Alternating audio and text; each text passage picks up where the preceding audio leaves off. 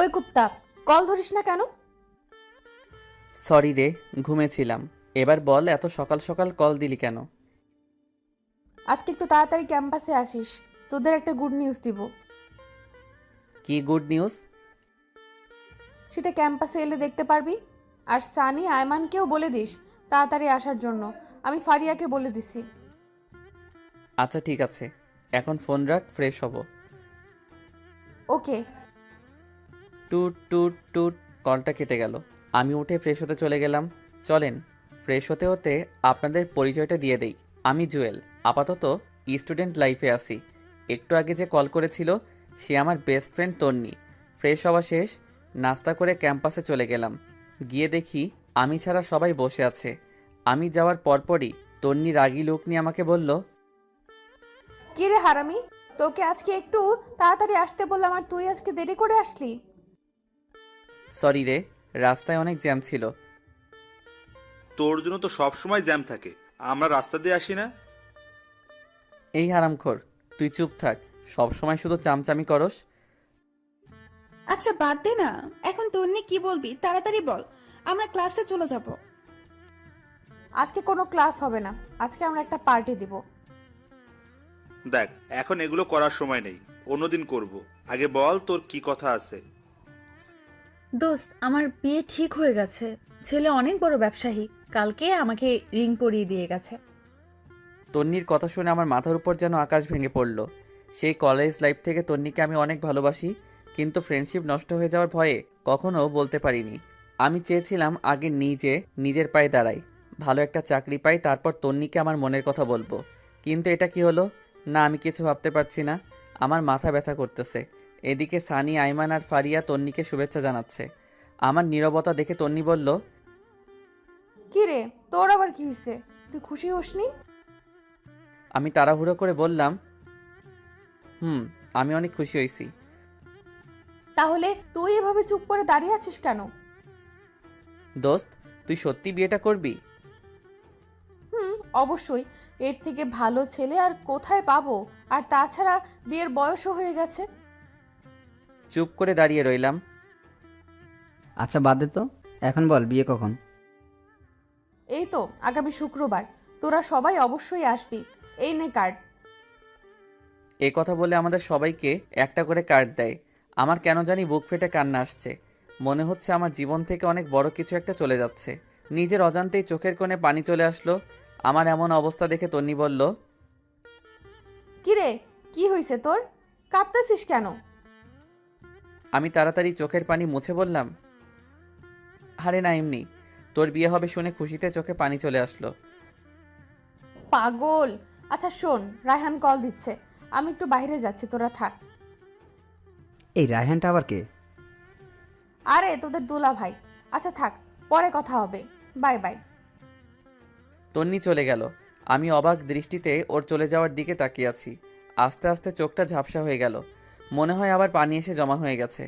এমন সময় ফারিয়া বলল, আচ্ছা আমি ক্লাসে যাচ্ছি, তোরা কেউ যাবি? তুই যা, আমরা একটু পর আসছি। আচ্ছা ঠিক আছে। তারপর সানিয়া রাইমান আমার কাছে এসে বলে, কিরে, ঘটনা কি? কিসের ঘটনা?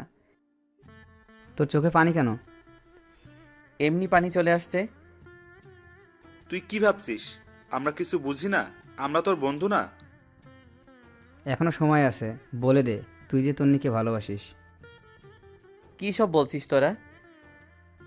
দেখ, এখন নাটক করার সময় নেই। যদি সত্যিই ভালোবাসিস তাহলে তাকে বলে দে, কিছু হবে না, আমরা আছি। আমি আর কিছু না বলে সোজা ক্যাম্পাস থেকে বাসায় চলে আসলাম। সোজা রুমে গিয়ে শুয়ে পড়লাম। তন্নির কথা ভাবছি আর চোখ দিয়ে পানি পড়ছে। ওর কথা ভাবতে ভাবতে কখন যে ঘুমিয়ে পড়েছি মনে নেই। ঘুম থেকে উঠে দেখি সন্ধ্যা হয়ে গেছে। সে 11টার সময় ঘুমাইছি আর এখন সন্ধ্যা হয়ে গেছে। তন্নির কথা মাথা থেকে কিছুতেই যাচ্ছে না। এর মধ্যে আম্মু আমার রুমে আসে এবং বলে, কিরে, এই অবস্থা হয়েছে কেন তোর? কি হয়েছে আমার? চোখ মুখ লাল হয়ে আছে, দেখে মনে হচ্ছে তুই কান্না করেছিস। আরে পাগল নাকি? আমি কেন কান্না করব? অসময় ঘুমাইছি তাই হয়তো চোখ লাল হয়ে আছে। পানি দিলে ঠিক হয়ে যাবে। আচ্ছা ঠিক আছে, ফ্রেশ হয়ে আয়, আমি চা নিয়ে আসতেছি। এরপর ফ্রেশ হয়ে চা খেয়ে ছাদে চলে গেলাম। এক কোণে গিয়ে বসলাম আর 4টার দিকে তাকিয়ে আছি। মনের মধ্যে শুধু তন্নির সাথে কাটানো সময়গুলো উকি দিচ্ছে। খুব ইচ্ছে করছে চিৎকার দিয়ে বললি, তন্নি আমি তোকে ভালোবাসি, অনেক ভালোবাসি, কিন্তু পারছি না। মনের মধ্যে অজানা একটা ভয় চেপে রেখেছে। একটু পর দেখলাম তন্নি কল করেছে। কলটা ধরতে ইচ্ছে করছে না, কয়েকবার দেওয়ার পর রিসিভ করলাম। কিরে, তুই কল ধরছিস না কেন? একটু ব্যস্ত ছিলাম, কি বলবি বল। শোন দোস্ত, কালকে আমরা শপিং করতে যাব, তুইও আমাদের সাথে যাবি। সরি আমি পারবো না, তুই সানি বা আইমানকে নিয়ে যা। তাছাড়া ফারিয়া তো তোর সাথে আছেই। না, ওরা কেউ যাবে না, প্লিজ তুই চল।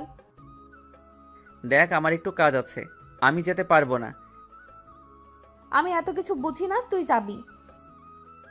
এরপর সে কলটা কেটে দিল।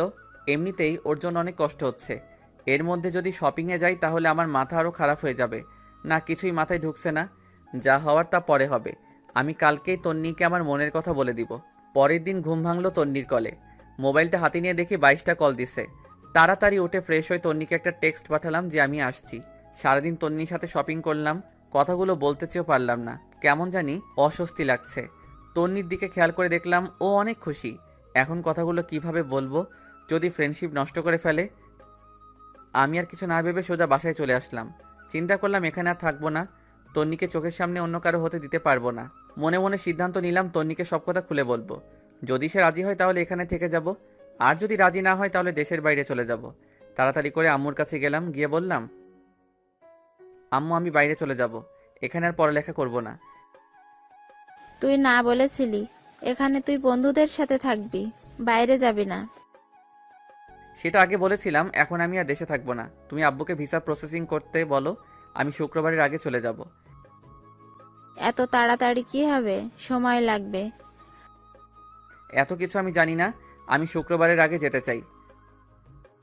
আচ্ছা তোর আব্বু বাসায় আসুক, আমি তার সাথে কথা বলবো। আমি আর কিছু না বলে সোজা নিজের রুমে চলে গেলাম। বসে বসে ভাবতে লাগলাম তন্নি কি আমাকে মেনে নিবে, নাকি আমাদের বন্ধুত্বটাই নষ্ট করে দিবে। যেটা হবে হোক, আমি বলবই। এইভাবে 2 দিন চলে গেল। তন্নির বিয়ের তারিখটাও চলে আসলো। বৃহস্পতিবার বিকেলবেলা সানি আর আইমান আমাদের বাসায় এসে বসে আছে, কারণ একসাথে তন্নির হলুদে যাবে। আমার মোবাইল বন্ধ দেখে বাসায় চলে আসছে। আমিও গেলাম, দেখলাম ওরা বাবার সাথে কি যেন আলাপ করতেছে। আমাকে দেখে সবাই চুপ হয়ে গেল। এরপর বাবা আমাকে বলল, তন্নির বিয়ের আগে বলতি, তোর ফ্লাইট কয়েকদিন পরে করতাম। আমি কিছু না বলে উঠে চলে যাচ্ছিলাম, এমন সময় বাবা বলে, শোন, কোথায় যাচ্ছিস? বাবা ওদের সাথে যাচ্ছি। আচ্ছা, যেখানে যা তাড়াতাড়ি আসিস। আজ রাত 9টায় তোর ফ্লাইট, কথাটা যেন মাথায় থাকে। সানি আর আইমান আমাদের কথা শুনে হাঁ করে দাঁড়িয়ে আছে। হয়তো ভাবছে এত অল্প সময়ের ভিতরে কিভাবে কি করলাম, এবং ওদের না জানিয়ে। এরপর আমি উঠে রেডি হয়ে ওদের সাথে তন্নির বাসায় চলে গেলাম। ওখানে যাওয়ার পর আমাদের আরও অনেকগুলো বন্ধুকে দেখলাম। সানি আর আইমান ব্যস্ত হয়ে গেছে, আমি একপাশে গিয়ে বসে আছি আর তন্নিকে খুঁজতেছি, কিন্তু দেখতেছি না। মনে হয় সাজতেছে। একটু পর তন্নি বের হয়ে আসলো, সাথে আরও কতগুলো মেয়েসহ। আজকে তাকে অনেক সুন্দর লাগছে, যে কেউ দেখলেই প্রেমে পড়ে যাবে। আমারও আর ব্যতিক্রম কিছু হলো না, ওর দিকে হাঁ করে তাকিয়ে আছি। একটু পর তার ধাক্কায় বাস্তবে ফিরে এলাম। কিরে, এইভাবে হা করে কি দেখছিস? কিছু না তনি, তোর সাথে আমার কিছু সিরিয়াস কথা আছে। কি কথা বল। এখানে না, সাদে চল। আচ্ছা ঠিক আছে, চল। তারপর আমি আর তন্নি ছাদে গেলাম। গিয়ে আমি চুপচাপ দাঁড়িয়ে রইলাম। আমার নীরবতা দেখে তন্নি বলল, কিরে চুপ কেন, কি বলবি তাড়াতাড়ি বল, আমার নিচে অনেক কাজ আছে। তনি তোকে আমি ভালোবাসি, সেই যেদিন তোকে প্রথম দেখেছিলাম সেদিন থেকে। তোর আমার ফ্রেন্ডশিপ নষ্ট হয়ে যাওয়ার ভয়ে আমি এতদিন কিছু বলিনি। দেখ, এখন মজা করার সময় না, কি বলবি বল, আমি নিচে চলে যাচ্ছি। তন্নি বিশ্বাস কর, আমি সত্যি তোকে অনেক ভালোবাসি। দেখ, ফাজলামি বন্ধ কর, নাটক দেখে দেখে তুইও নাটক শুরু করে দিয়েছিস। আমি সত্যি তোকে অনেক ভালোবাসি তনি, তোকে ছাড়া আমি আমার জীবন কল্পনা করতে পারি না রে। প্লিজ তুই বিয়েটা বন্ধ করে দে। দেখ, তোর ড্রামা বন্ধ কর, কালকে আমার বিয়ে, আর তুই বলছিস বিয়ে বন্ধ করতে? ছি, তুই এত নিচু আগে জানতাম না। তুই জাস্ট আমার ফ্রেন্ডের থেকে বেশি কিছু না। আমি তোকে অনেকবার বলতে চেয়েও পারিনি। আমি সত্যি বলছি, আমি তোকে অনেক ভালোবাসি। এ কথা বলে আমি তন্নির গালে একটা কিস বসিয়ে দেই, আর সে রাগীভাবে আমার দিকে তাকিয়ে অনেক জোরে একটা ঠাস দেয় এবং ঠাস ঠাস দু গালে চড় বসিয়ে দেয় আর বলতে থাকে, ছি, আমার ভাবতেই অবাক লাগে তোর মতো ছেলের সাথে আমি ফ্রেন্ডশিপ করেছি, তাও আবার বেস্ট ফ্রেন্ড। কালকে আমার বিয়ে আর তুই আজকে এসেছিস আমাকে প্রপোজ করতে। তোর একটুও লজ্জা শরম নেই? তুই আমার কথাটা শোন। তোর কোনো কথাই আমি শুনবো না। তুই এক্ষুনি আমাদের বাসা থেকে চলে যা। তোকে যেন আর কোনো দিন আমার সামনে না দেখি। তোর আর আমার ফ্রেন্ডশিপ এখানেই শেষ। আজ থেকে তুই আমার সাথে কোনো ধরনের যোগাযোগ করার চেষ্টা করবি না। তন্নি প্লিজ আমার কথাটা শোন। তোর সাথে আর কোনো কথা নাই। তুই এখান থেকে চলে যা, না হলে গলা ধাক্কা দিয়ে বের করে দিব। আমি আর কিছু না বলে চোখ মুছতে মুছতে সেখান থেকে বেরিয়ে গেলাম। এরপর বাসায় গিয়ে রেডি হয়ে বাবা আর আমি এয়ারপোর্টের উদ্দেশ্যে রওনা দিলাম। সানি, আইমান কাউকে কিছু জানালাম না। এরপর এয়ারপোর্ট থেকে বাবার কাছ থেকে বিদায় নিয়ে চলে গেলাম দেশ ছেড়ে। অনেক কষ্ট হচ্ছিল প্রিয় মানুষগুলোর জন্য, কিন্তু আমি এখানে থাকলে হয়তো আরও বেশি কষ্ট পাবো। যাওয়ার আগে নিজের ভার্চুয়াল জগতের সবকিছু ডিলিট করে দিলাম। একটা নাম্বারও ওপেন রাখলাম না। সেখানে গিয়ে বেশ কিছুদিন মন খারাপ করে বসেছিলাম। পরে নতুন বন্ধু, নতুন ক্যাম্পাস পেয়ে তন্নির কথা প্রায় ভুলেই গেলাম। আস্তে আস্তে ওখানকার পরিবেশের সাথে নিজেকে মানিয়ে নিলাম। দেখতে দেখতে 2 বছর চলে গেল। আমার পড়ালেখাও শেষ। চিন্তা করলাম এখানেই কোনো চাকরি করব, কিন্তু সেটা আর হলো না। আব্বু আম্মু কল দিয়ে কান্নাকাটি করতেছে। আব্বুকে অনেকবার বলছি আমি এখানে চাকরি করব, বাট আব্বু বলল নিজেদের ব্যবসা দেখাশোনা করার জন্য। সেদিন রাতে বসে বসে ল্যাপটপে কিছু কাজ করছি, এমন সময় বড় খালা আসলো। আমি বিদেশে বড় খালার কাছেই থাকি আর ওখান থেকে পড়াশোনা করি। আমার রুমে আমি খালাকে দেখে বললাম, খালামণি ঘুমাওনি এখনো? না রে বাবা, ঘুম আসছে না। তুই কি করতেছিস? কিছু না খালামণি, একটু কাজ করতেছি। কিছু বলবে? বাবা, একটা কথা বলতাম, যদি তুই অনুমতি দিস। আরে কি আজব, আমার সাথে কথা বলার জন্য তোমার অনুমতি লাগবে নাকি? বলো, কি বলবে? দেখ বাবা, আমার কোনো সন্তান নেই। তুই আমার নিজের সন্তানের মতোই। তুই যেদিন এখানে এসেছিলি আমি যে কি পরিমাণ খুশি হয়েছি তোকে বলে বোঝাতে পারবো না। আমি ভাবছি তোকে আমি সারা জীবন আমার কাছেই রেখে দেব, কিন্তু সেটা তো অসম্ভব। কেন অসম্ভব? আমি তোমাকে ছেড়ে কোথাও যাচ্ছি না। আর তোমার সন্তান নেই কে বলেছে? আমি তোমার সন্তান। কাল রাতে তোর আম্মু কল করেছিল। কি বলেছে? অনেক অসুস্থ, সারাদিন বাসায় থাকতে থাকতে ওর অনেক কষ্ট হয়। তোর বাবাও বাইরে বাইরে থাকে, তাই আমি বলছিলাম কি তুই দেশে ফিরে যা, তোর মায়ের কাছে থাক, আর একটা ভালো মেয়ে দেখে বিয়ে করে ফেল। তোর মা বাবাও অনেক খুশি হবে। খালামণি সব কিছু ঠিক আছে, বাট আমি দেশেও যাচ্ছি না, অ্যান্ড বিয়ে তো ইম্পসিবল। এরপর খালামণি আমার হাত ধরে বলল, প্লিজ বাবা, এমন করিস না। তোর মা বাবার কথা একবার চিন্তা কর। ওদের কি ইচ্ছা করে না ছেলের বউয়ের সাথে সময় কাটাতে, নাতিদের সাথে একটু খেলা করতে? প্লিজ বাবা, তুই দেশে ফিরে যা। প্রয়োজনে মাঝে মাঝে এখানে আসিস, কিছুদিন থাকবি, ঘুরবি, ভালো লাগবে। প্লিজ বাবা, না করিস না। আচ্ছা ঠিক আছে, দেখি। দেখ না, তুই কালকেই যাবি। এই নে টিকিট। এই কথা বলে আমার হাতে একটা টিকিট ধরিয়ে দিল। আমি অবাক হয়ে জিজ্ঞেস করলাম, খালামণি এটা কখন করলে? তোর এত কিছু জানার দরকার নেই। আর শোন, আমি কিছু জিনিস কিনে রেখেছি, এগুলো নিয়ে যাবি। এখন ঘুমা। পরের দিন সবকিছু ঠিকঠাক করে খালামণির কাছ থেকে বিদায় নিয়ে চলে আসলাম দেশে। বাবা মা আগে থেকেই এয়ারপোর্টে ছিল। আমাকে দেখে কান্না শুরু করে দিল। মায়ের দিকে তাকিয়ে আমি অবাক হয়ে গেলাম। অনেক অসুস্থ, ঠিকমতো দাঁড়াতেও পারছে না। বাবার অবস্থাও আগের মতো নেই। এরপর বাবা আর মায়ের সাথে বাসায় গিয়ে খাওয়া দাওয়া করে ঘুমিয়ে পড়লাম। আগের সিমটা আবার ওপেন করলাম। কল আর মেসেজ এসে পুরো সিম ফুল হয়ে আছে। একটা জিনিস দেখে খারাপ লাগলো, তনি একটাবার কল তো দূরের কথা, একটা মেসেজও দেয়নি। হয়তো অনেক সুখে আছে, অনেক ভালো আছে, তাই আমাকে আর প্রয়োজন মনে করেনি। চোখের কোণে পানি এসে জমা হয়ে গেল। আমি সানির নাম্বারটাতে কল দিলাম। কয়েকবার দেওয়ার পর কল ধরেই সানি বলতে শুরু করলো, কিরে তুই বাইসে আসিস? কেন, মরলে খুশি হতি নাকি? এই শালা, কথা বলবি না তুই। তোর সাথে কোনো কথা নাই, আমি তোর কেউ না। প্লিজ ভাই, রাগ করিস না, তোকে আমি সব কিছু বলবো। কিচ্ছু বলতে হবে না তোর, তুই তোর মতো থাক। আচ্ছা শোন, বিকেলে কফি শপে আয়, তোদের সাথে দেখা করব, আর কিছু কথা আছে। আইমান আর ফারিয়াকে একটু কষ্ট করে বলে দিস। আচ্ছা ঠিক আছে। এ কথা বলে কলটা কেটে দিলাম। বিকেলবেলা বের হয়ে কফি শপের দিকে রওনা দিলাম। রাস্তাঘাট সবকিছু কেমন যেন চেঞ্জ হয়ে গেছে। একটু পর কফি শপে গেলাম, গিয়ে দেখি সবাই বসে আছে। আজকেও আমার লেট হয়ে গেছে। আমাকে দেখেই ওরা দৌড় দিয়ে এসে জড়িয়ে ধরে ফেলে। এরপর তিনজনে মিলে 10 মিনিট কিল আর ঘুষি দেয়। এতদিনের জমানো সবগুলো একসাথে দিয়ে দেয়। ওদের সাথে কুশল বিনিময় করলাম। তারপর সানিকে বললাম, তো তোর আর কি অবস্থা, চাকরি বাকরি কিছু করিস নাকি? একটা প্রাইভেট কোম্পানিতে আমি আর ফারিয়া একসাথে জব করি। গুড। আইমান, তুই কি করিস? কি আর করবো, বাবার সাথেই আছি ব্যবসা নিয়ে। তো তুই কি করবি, দেশে থাকবি নাকি আবার ওদা হয়ে যাবি? আরে না, তোদের ছেড়ে আর যাচ্ছি না। তো তোর বউ কোথায়? আরে আমি এখনো বিয়ে করিনি, তবে আব্বা ওনার বন্ধুর মেয়ের সাথে ঠিক করে রেখেছে। ওর পড়ালেখা শেষ হলে তারপর বিয়ে। আচ্ছা ভালো। তোদের দুজনের কি অবস্থা? দেখি দুজন দুজনের দিকে তাকিয়ে হাসতেছে।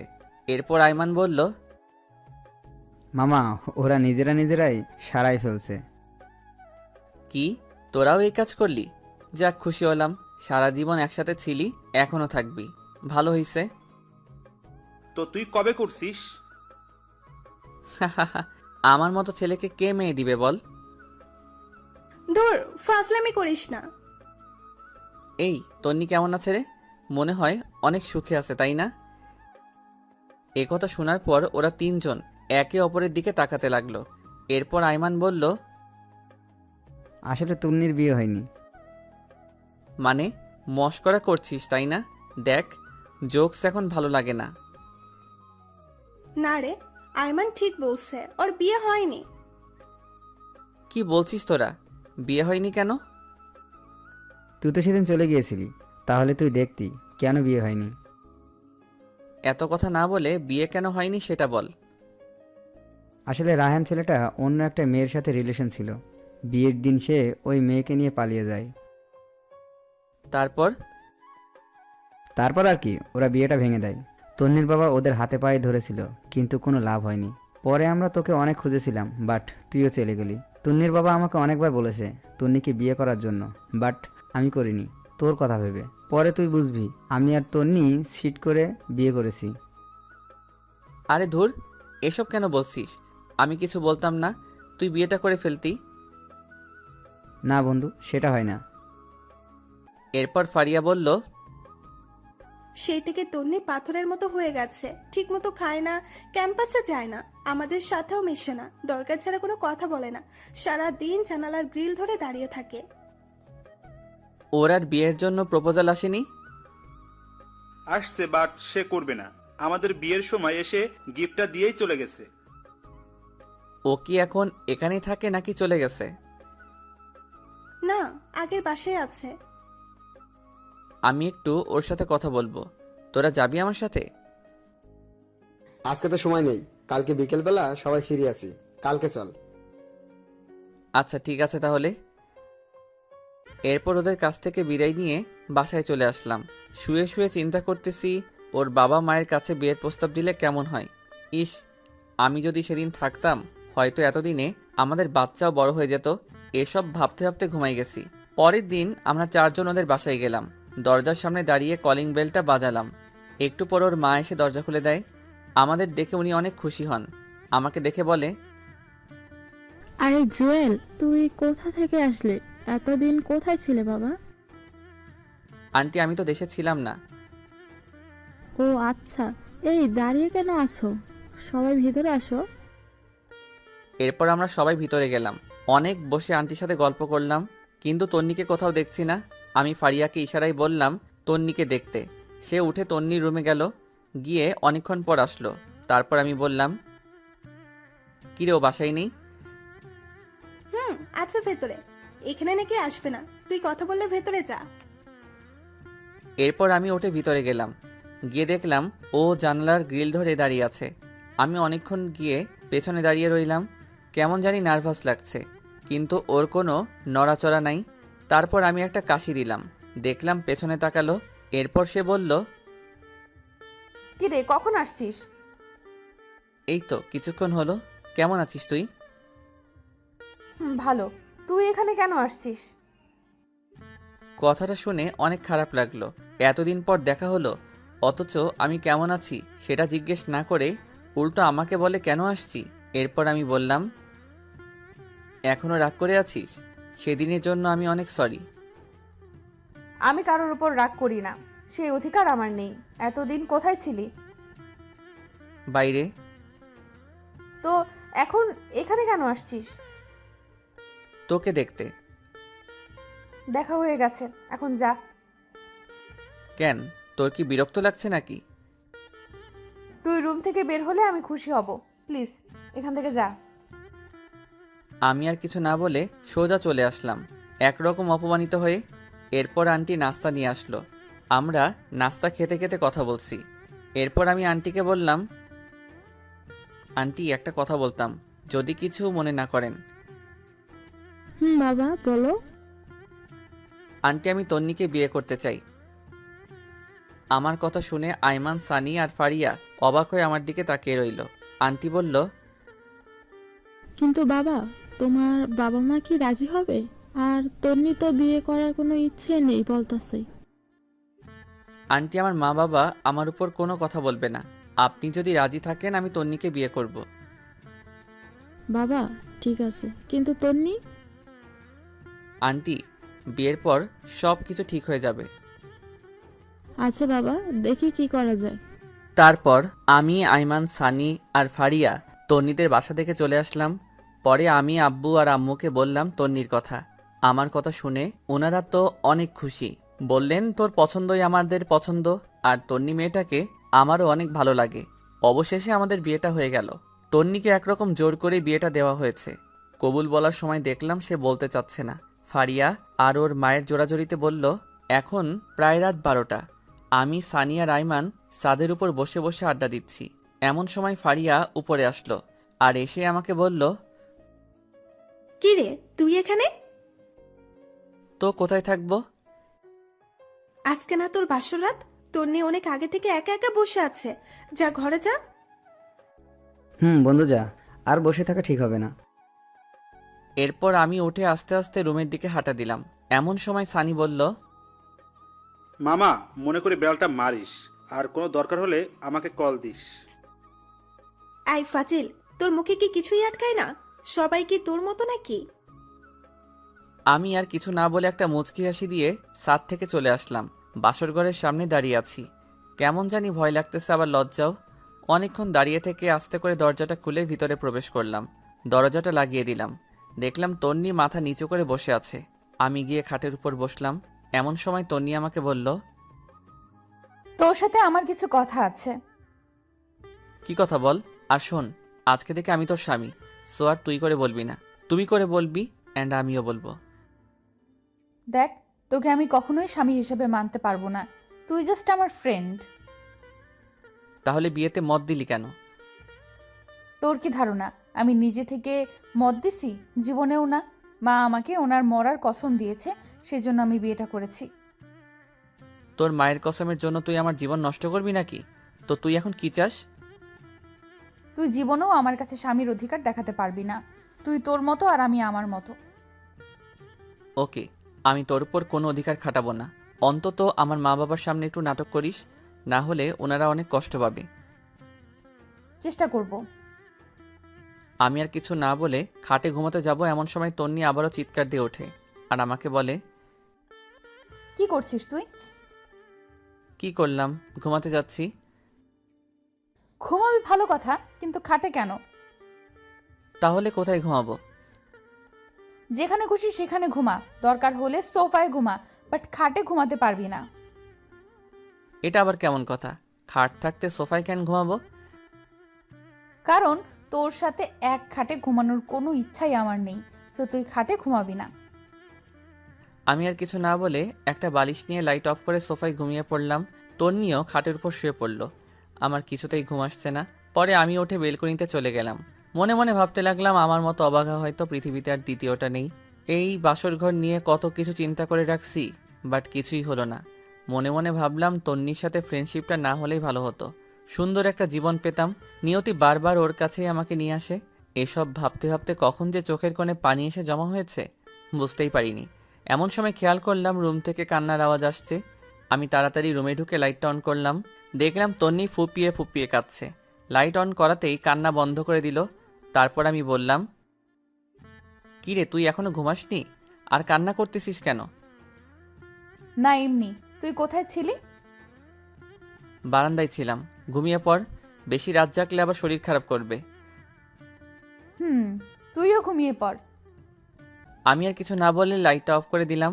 খেয়াল করে দেখলাম ওর মোবাইলে রায়হান ছেলেটার ছবি। এবার বুঝতে পারছি তন্নি কেন কান্না করছে। হয়তো ছেলেটাকে অনেক ভালোবেসে ফেলেছে। মনে মনে বললাম, বালিকা, তুমি আমাকে চেনো না। আমি কোন জলের মাছ? তোমাকে আমার প্রতি দুর্বল করে তারপর প্রত্যেকটা কথার প্রতিশোধ নিব। কোথাকার একটা ছেলের জন্য তুমি আমার ভালোবাসাকে 2 টাকার দামও দিচ্ছ না? এসব ভাবতে ভাবতে কখন যে ঘুমিয়ে গেছি মনে নেই। সকালবেলা একটা মিষ্টি কণ্ঠে ঘুম ভাঙলো। তাকিয়ে দেখে এটা তন্নি। এইমাত্র গোসল করে আসছে। ওর চেহারাটা অনেক মায়াবী লাগছে। আমি অনেকক্ষণ তাকিয়ে থাকার পর তন্নি বলল, ওই, এইভাবে ছ্যাঁচড়াদের মতো তাকিয়ে না থেকে তাড়াতাড়ি উঠে ফ্রেশ হয়ে নে। আম্মা এসে কয়েকবার ডেকে গেছে নাস্তা করার জন্য। আমি কিছুই না বলে ওয়াশরুমে চলে গেলাম। ফ্রেশ হতে হতে ভাবলাম, তন্নি মনে হয় জীবনেও আমাকে মেনে নিবে না। ফ্রেশ হয়ে রুমে আসতে দেখালাম তন্নি মনমরা হয়ে বসে আছে। আমাকে দেখেই নিচে চলে গেল। আমিও রেডি হয়ে নিচে গেলাম। গিয়ে দেখি আমি ছাড়া সবাই বসে আছে। সবাই একসাথে নাস্তা করলাম। এরপর বাবা বললেন, নাস্তা করে দেখতো আইমান আর সানি কোথায়? ওদেরকে বাবুর্চির কাছে পাঠাইছিলাম। বাবার কথা শুনে আমি হাসা শুরু করলাম। হায়রে, আমার বন্ধুগুলা বাবুর্চির কাজ করছে। তারপর বাবা বললেন, না হেসে বাইরে গিয়ে ওদের দেখ। আর শোন, কালকে তাড়াতাড়ি উঠিস। অফিসের কলিংদের সাথে পরিচয় হবি আর অফিস বুঝে নিবি। আমি আর যাব না। কিন্তু বাবা। কোনো কিন্তু না, যেটা বলছি সেটাই। তারপর নাস্তা করে সানি আইমানকে খুঁজতে লাগলাম। বেশ ভালোভাবেই বৌভাতের অনুষ্ঠানটা শেষ হয়। এরপর রাতে যখন আবার ঘুমাতে যাই, গিয়ে দেখি তন্নি আগে থেকেই বিছানায় শুয়ে আছে। আমি কিছু না বলে ছাদে চলে গেলাম। সারা রাত ওখানেই কাটিয়ে দিলাম। পরের দিন সকালবেলা নাস্তা করে বাবার সাথে অফিসে চলে গেলাম। বাবা সবার সাথে পরিচয় করিয়ে দিলেন এবং এটাও বললেন যে আজ থেকে আমি ওদের বস। সবাই আমাকে অভিনন্দন জানালো। সেদিন সবার সাথে পরিচিত হয়ে বাসায় চলে আসলাম। এইভাবে 1 সপ্তাহ চলে গেল। তন্নির সাথে আমার আর তেমন কথা হয় না। দরকার ছাড়া আর কোনো কথা নেই। সেদিন সকালে নাস্তা করে অফিসে এসে কিছু দরকারি কাজ সেরে নিলাম। তারপর চেয়ারটাতে গা এলিয়ে দিয়ে চোখটা বন্ধ করলাম। এমন সময় ইউসুফের কল। কিরে দোস্ত, কি অবস্থা? বিয়ে করে তো আমাদের ভুলে গেলি। আরে না, কি যে বলিস, তোদের কেন ভুলবো? দোস্ত, তোর বিয়েতে আসতে পারিনি, আম্মু অসুস্থ ছিল, কিছু মনে করিস না। আরে না, তো বল আন্টি কেমন আছে? আগের থেকে ভালো। তোর বাসা সবাই কেমন আছে? না রে দোস্ত, তেমন ভালো নাই। আম্মু আব্বু দুজনই অসুস্থ। এক কাজ কর, ওনাদেরকে নিয়ে দূরে কোথাও থেকে ঘুরে আয়। যদি পারিস দেশের বাইরে যা, ভালো লাগবে। ঠিক বলেছিস। আচ্ছা, দেখি কি করা যায়। এ কথা বলেই কলটা কেটে দিলাম। মনে মনে চিন্তা করলাম, কোথাও থেকে ঘুরে আসলে মন্দ হয় না। এগুলো ভাবতে ভাবতে দেখি টিফিনের সময় হয়ে গেছে। আমি হালকা কিছু খেয়ে নিলাম। এরপর চিন্তা করলাম তন্নিকে একটা কল দেই, খেয়েছে কিনা জিজ্ঞেস করি। এরপর তন্নিকে কল দিলাম। কিছুক্ষণ রিং হওয়ার পর কলটা ধরলো। বিরক্ত নিয়ে বলল, কি ব্যাপার, তুই এ সময় কেন কল দিলি? না মানে, খেয়েছিস কিনা জানার জন্য। দেখ, তোর আমাকে নিয়ে এত ভাবতে হবে না। আমাকে আমার মতো থাকতে দে। তারপর সে কলটা কেটে দিল। বুঝলাম না তন্নি কেন আমার সাথে এই রকম ব্যবহার করে। আমি তো ওর ভালো চাই, তবু সে কেন বোঝে না। না থাক, আজ থেকে আর ওর কেয়ার করব না। ওর মতো ও থাকবে আর আমার মতো আমি থাকব। এগুলো চিন্তা করতে করতে আবার কাজে মন দিলাম। রাতে বাসায় গিয়ে দেখলাম বাবা বসে বসে খবর দেখছে আর মা রান্নাঘরে। আমি বাবার সামনে গিয়ে দাঁড়ালাম। আমার দাঁড়িয়ে থাকা দেখে বাবা বলল, কিরে, কিছু বলবি নাকি? জি বাবা, একটা কথা বলার ছিল। যদি কিছু মনে না করো তাহলে বলতাম। আরে পাগল, আমাদের সাথে কথা বলার জন্য তোর অনুমতি লাগবে নাকি? বল কি বলবি। আসলে বাবা বলছিলাম কি, সারাদিন অফিস কাজ এগুলো করতে করতে তোমাদের সময় দিতে পারি না। চলো না, আমরা সবাই মিলে কোথাও থেকে কয়েকদিনের জন্য ঘুরে আসি, সবার ভালো লাগবে। কথাটা আসলে ঠিক বলেছিস, বাট যাওয়া হবে না। কিন্তু কেন বাবা? গতকাল রাতে তোর দাদুকে স্বপ্নে দেখেছি, কবরটা নাকি ভেঙে পুকুরে পড়ে যাচ্ছে। তাই আমি আর তোর মা 10-15 দিনের জন্য গ্রামের বাড়ি যাচ্ছি। কয়েকজন হুজুর আর এতিমদের খাওয়ানোর ব্যবস্থা করব। যদি সুযোগ পাই কবরের চারপাশে দেয়াল করে আসব। ও আচ্ছা, তাহলে তোমরা গ্রামেই যাও, ভালো লাগবে। এই কথা বলে আমি রুমের দিকে চলে যাচ্ছি, এমন সময় আবার বাবা ডাক দেয়। শোন, তোর সাথে এমনিতেও আমার কথা ছিল। কি কথা বাবা, বলো। বলছিলাম কি, তোর বিয়ের পর থেকে কোথাও ঘুরতে যাসনি। তন্নিও একা একা বাসায় বসে থাকে, তাই আমি বলছিলাম তন্নিকে নিয়ে তুই ঘুরে আয়। না বাবা, তোমরা না গেলে আমরাও যাব না। আরে পাগল, আমরা যে কয়েকদিন গ্রামের বাড়ি যাচ্ছি, সে কদিন তোরাও ঘুরে আয়, ভালো লাগবে। কিন্তু বাবা অফিস। আমি ম্যানেজারকে বলে দিয়েছি, সে দেখবে। আর শোন, তোর বড় খালার ওখানে চলে যা, তুই গেলে উনি খুশি হবে। ওনার সাথে কথা বলে আমি সবকিছু ঠিক করে রেখেছি। তোর মায়ের কাছে তোদের দুজনের টিকিট রেখে দিয়েছি। বাবা এগুলো আবার কখন করলে? এতে কিছু তোর জানার দরকার নেই, পরশুদিন ফ্লাইট। আমি আর কিছু না বলে হালকা একটা হাসি দিয়ে বাবার সামনে থেকে রুমে চলে গেলাম। মনে মনে ভাবতে লাগলাম, তন্নি কি রাজি হবে? যেই মেয়ে বিয়ের দিন রাতে আমাকে বলে স্বামী হিসেবে মানে না, সে কি রাজি হবে আমার সাথে হানিমুনে বাইরে ঘুরতে যেতে? দূর, যা হওয়ার তা পরে হবে, আগে কিছু খেয়ে নেই, অনেক ক্ষুধা লাগছে। তারপর হালকা নাস্তা করে নিলাম, কিন্তু তন্নিকে দেখছি না কোথাও। রান্নাঘরে গেলাম, সেখানেও নেই। আম্মুকে জিজ্ঞেস করলাম, আম্মু তন্নিকে দেখছি না যে, ও কোথায় গেছে? তন্নি একটু ওর বাপের বাড়ি গেছে। আমিও আর না করিনি, সারাদিন বাসায় বসে থাকে। বাইরে থেকে ঘুরে আসলে মনটা একটু হালকা হবে। আর আমি তন্নিকে বলে দিয়েছি তুইও আজকে ওদের বাসায় যাবি, আর রাতটা ওখানে কাটাবি। সকাল হলে তন্নিকে নিয়ে বাসায় চলে আসবি। দূর, আমি গিয়ে কি করব? ওই তুই কি পাগল? মেয়েটা একা একা ওখানে গেছে, আর যদি একা একা আসে তাহলে ওদের বাসার সবাই কি ভাববে? আচ্ছা, আমি সকালে গিয়ে নিয়ে আসবো। সকালে মানে?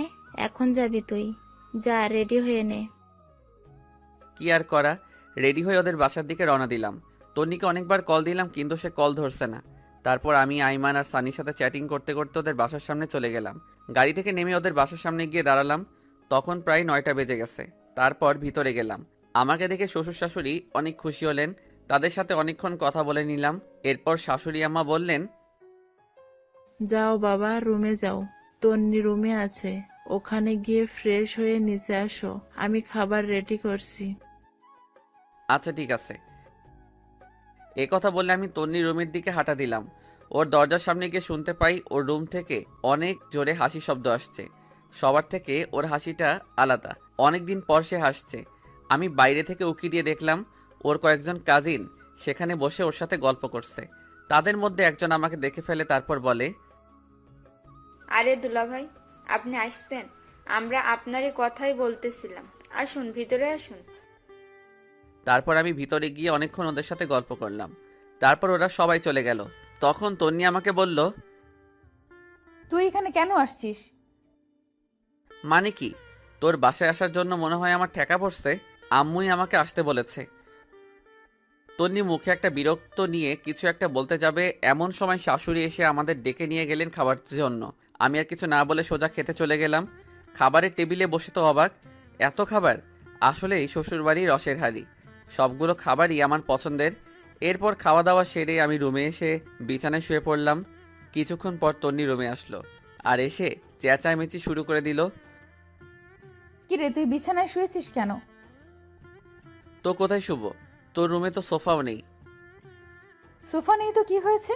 ফ্লোর আছে না, ফ্লোরে শুয়ে পড়। মানে? ফ্লোরে শুয়ে পড়বো মানে? এত মানে টানে বুঝি না। আমি তোর সাথে এক বিছানায় ঘুমাতে পারবো না।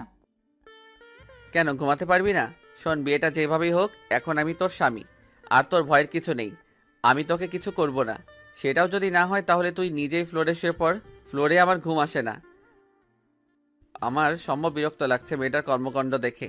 ইচ্ছা করছে কানের নিচে দুইটা দিয়ে দেই।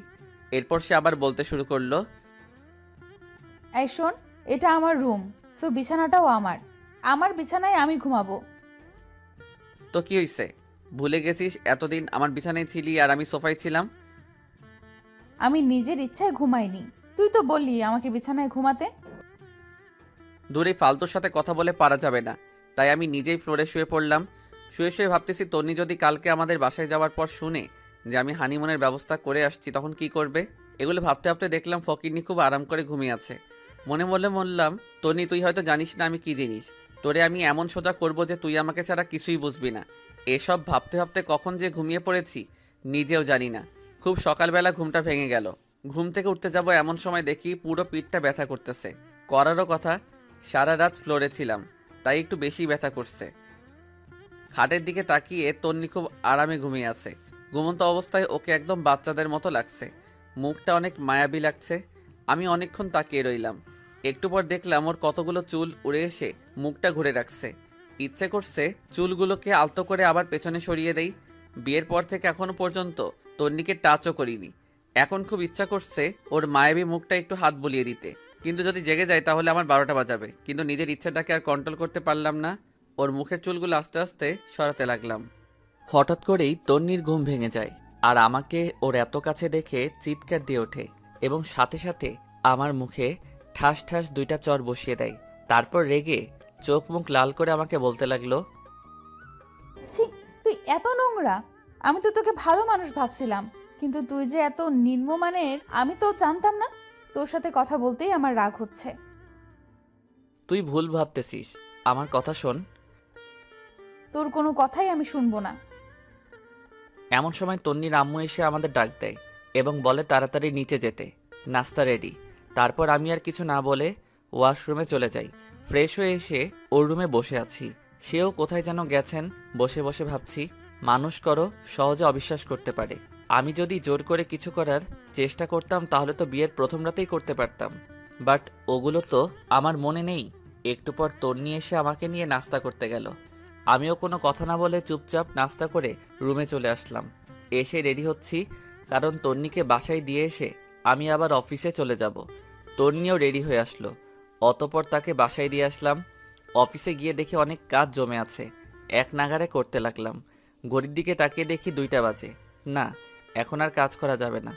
আমি উঠে নামাজ পড়লাম, তারপরে ক্যান্টিনে গেলাম নাস্তা খাওয়ার জন্য। এমন সময় তন্নির কল আসলো। বলো, কি হয়েছে?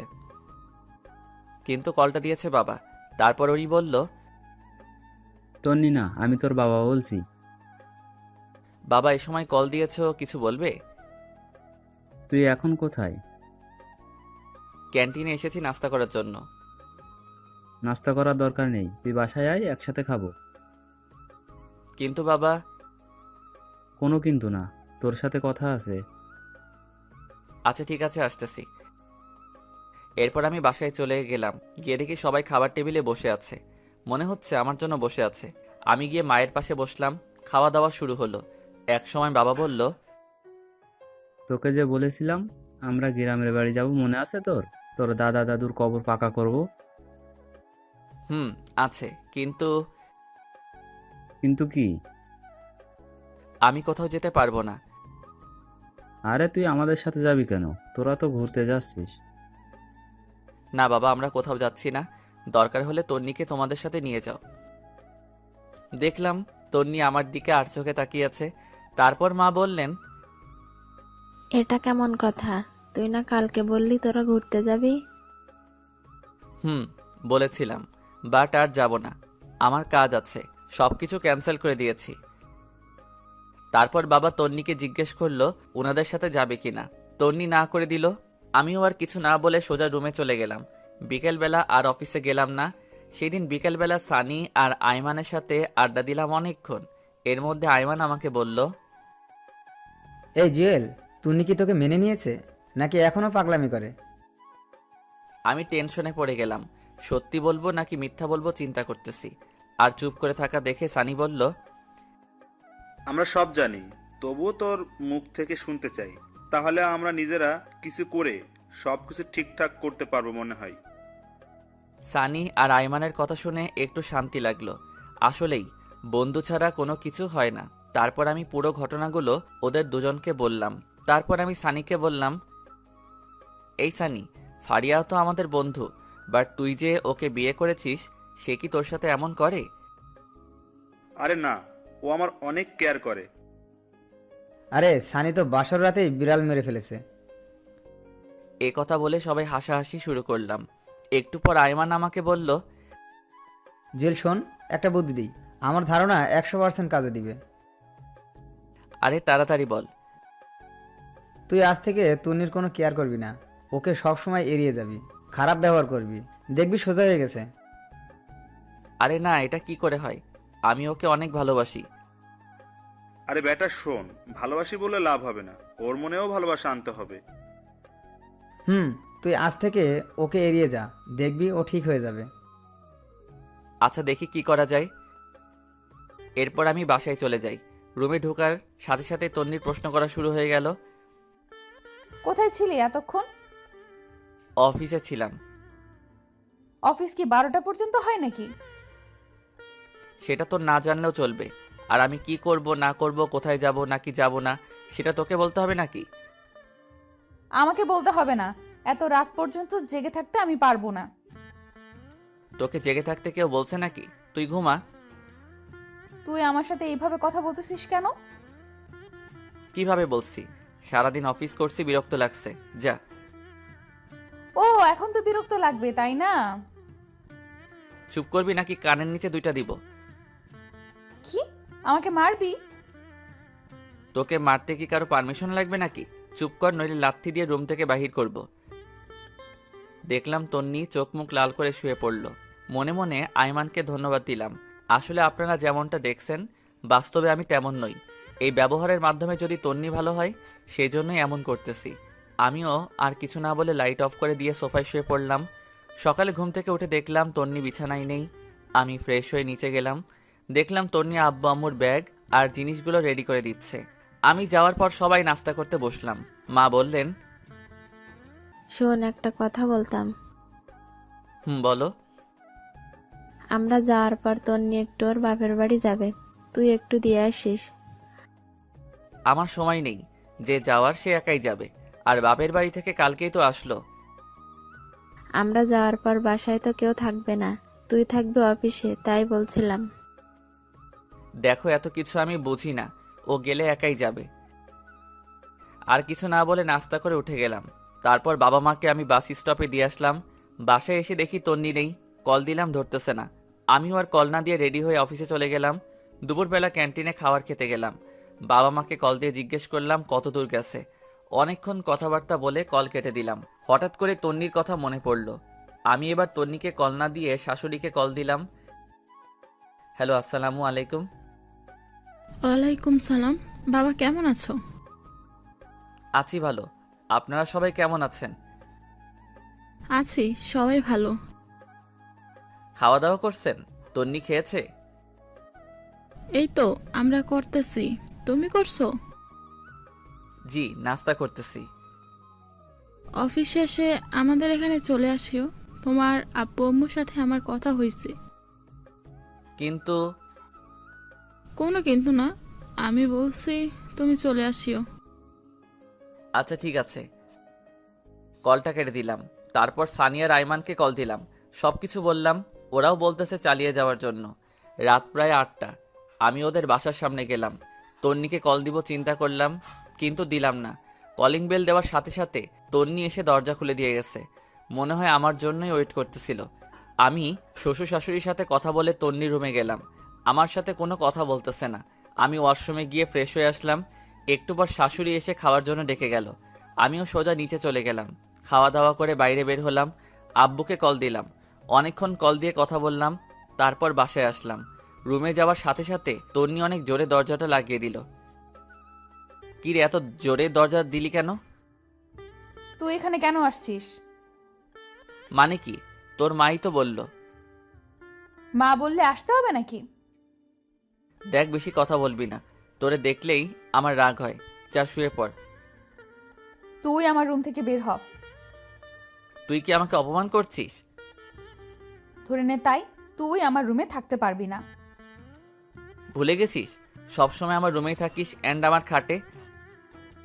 তুই কি যাবি নাকি গলা ধাক্কা দিব? আমি আর কিছু না বলে বের হয়ে গেলাম। চিন্তা করলাম নিজের বাসায় চলে যাব, কিন্তু এত রাতে যাওয়া রিস্কি হয়ে যাবে। তাছাড়া শ্বশুর শাশুড়িও খারাপ মনে করবে। আর কিছু চিন্তা না করে সোজা নিচে চলে গেলাম। অনেকক্ষণ হাঁটাহাঁটি করলাম, সময় যাচ্ছে না কিছুতেই। তারপর গিয়ে গেস্ট রুমের সোফায় গিয়ে শুয়ে পড়লাম। সকালবেলা শাশুড়ির ডাকে ঘুম ভাঙলো। আমাকে সোফায় দেখে উনি বলল, কি বাবা, তুমি সোফায় কেন ঘুমিয়েছ? রুমে যাওনি? আমি কিছু বলতে যাব এমন সময় তন্নি কোথা থেকে তার আম্মুকে বলে, আম্মু তোমার জামাই কি করেছে জানো? কি করেছে? কাল রাতে আমাকে গান শোনানোর জন্য বলেছিলাম, সে শোনায়নি, তাই শাস্তি দিয়েছি যে আমার সাথে আজকে ঘুমাতে পারবে না। আমি তো পুরো টাসকে খেয়ে বসে আছি। ফকিন্নি কত বড় মিথ্যা কথা বলল! বাহ, কি সুন্দর নিজেকে বাঁচিয়ে নিল। তারপর শাশুড়ি আমাকে বলল, বাবা, আমার মেয়েটা গান পছন্দ করে, তুমি মাঝে মাঝে একটু গান শোনায়ও। আর তুইও, সামান্য একটা গানের জন্য বুঝি কেউ রুমে থাকতে দেয় না?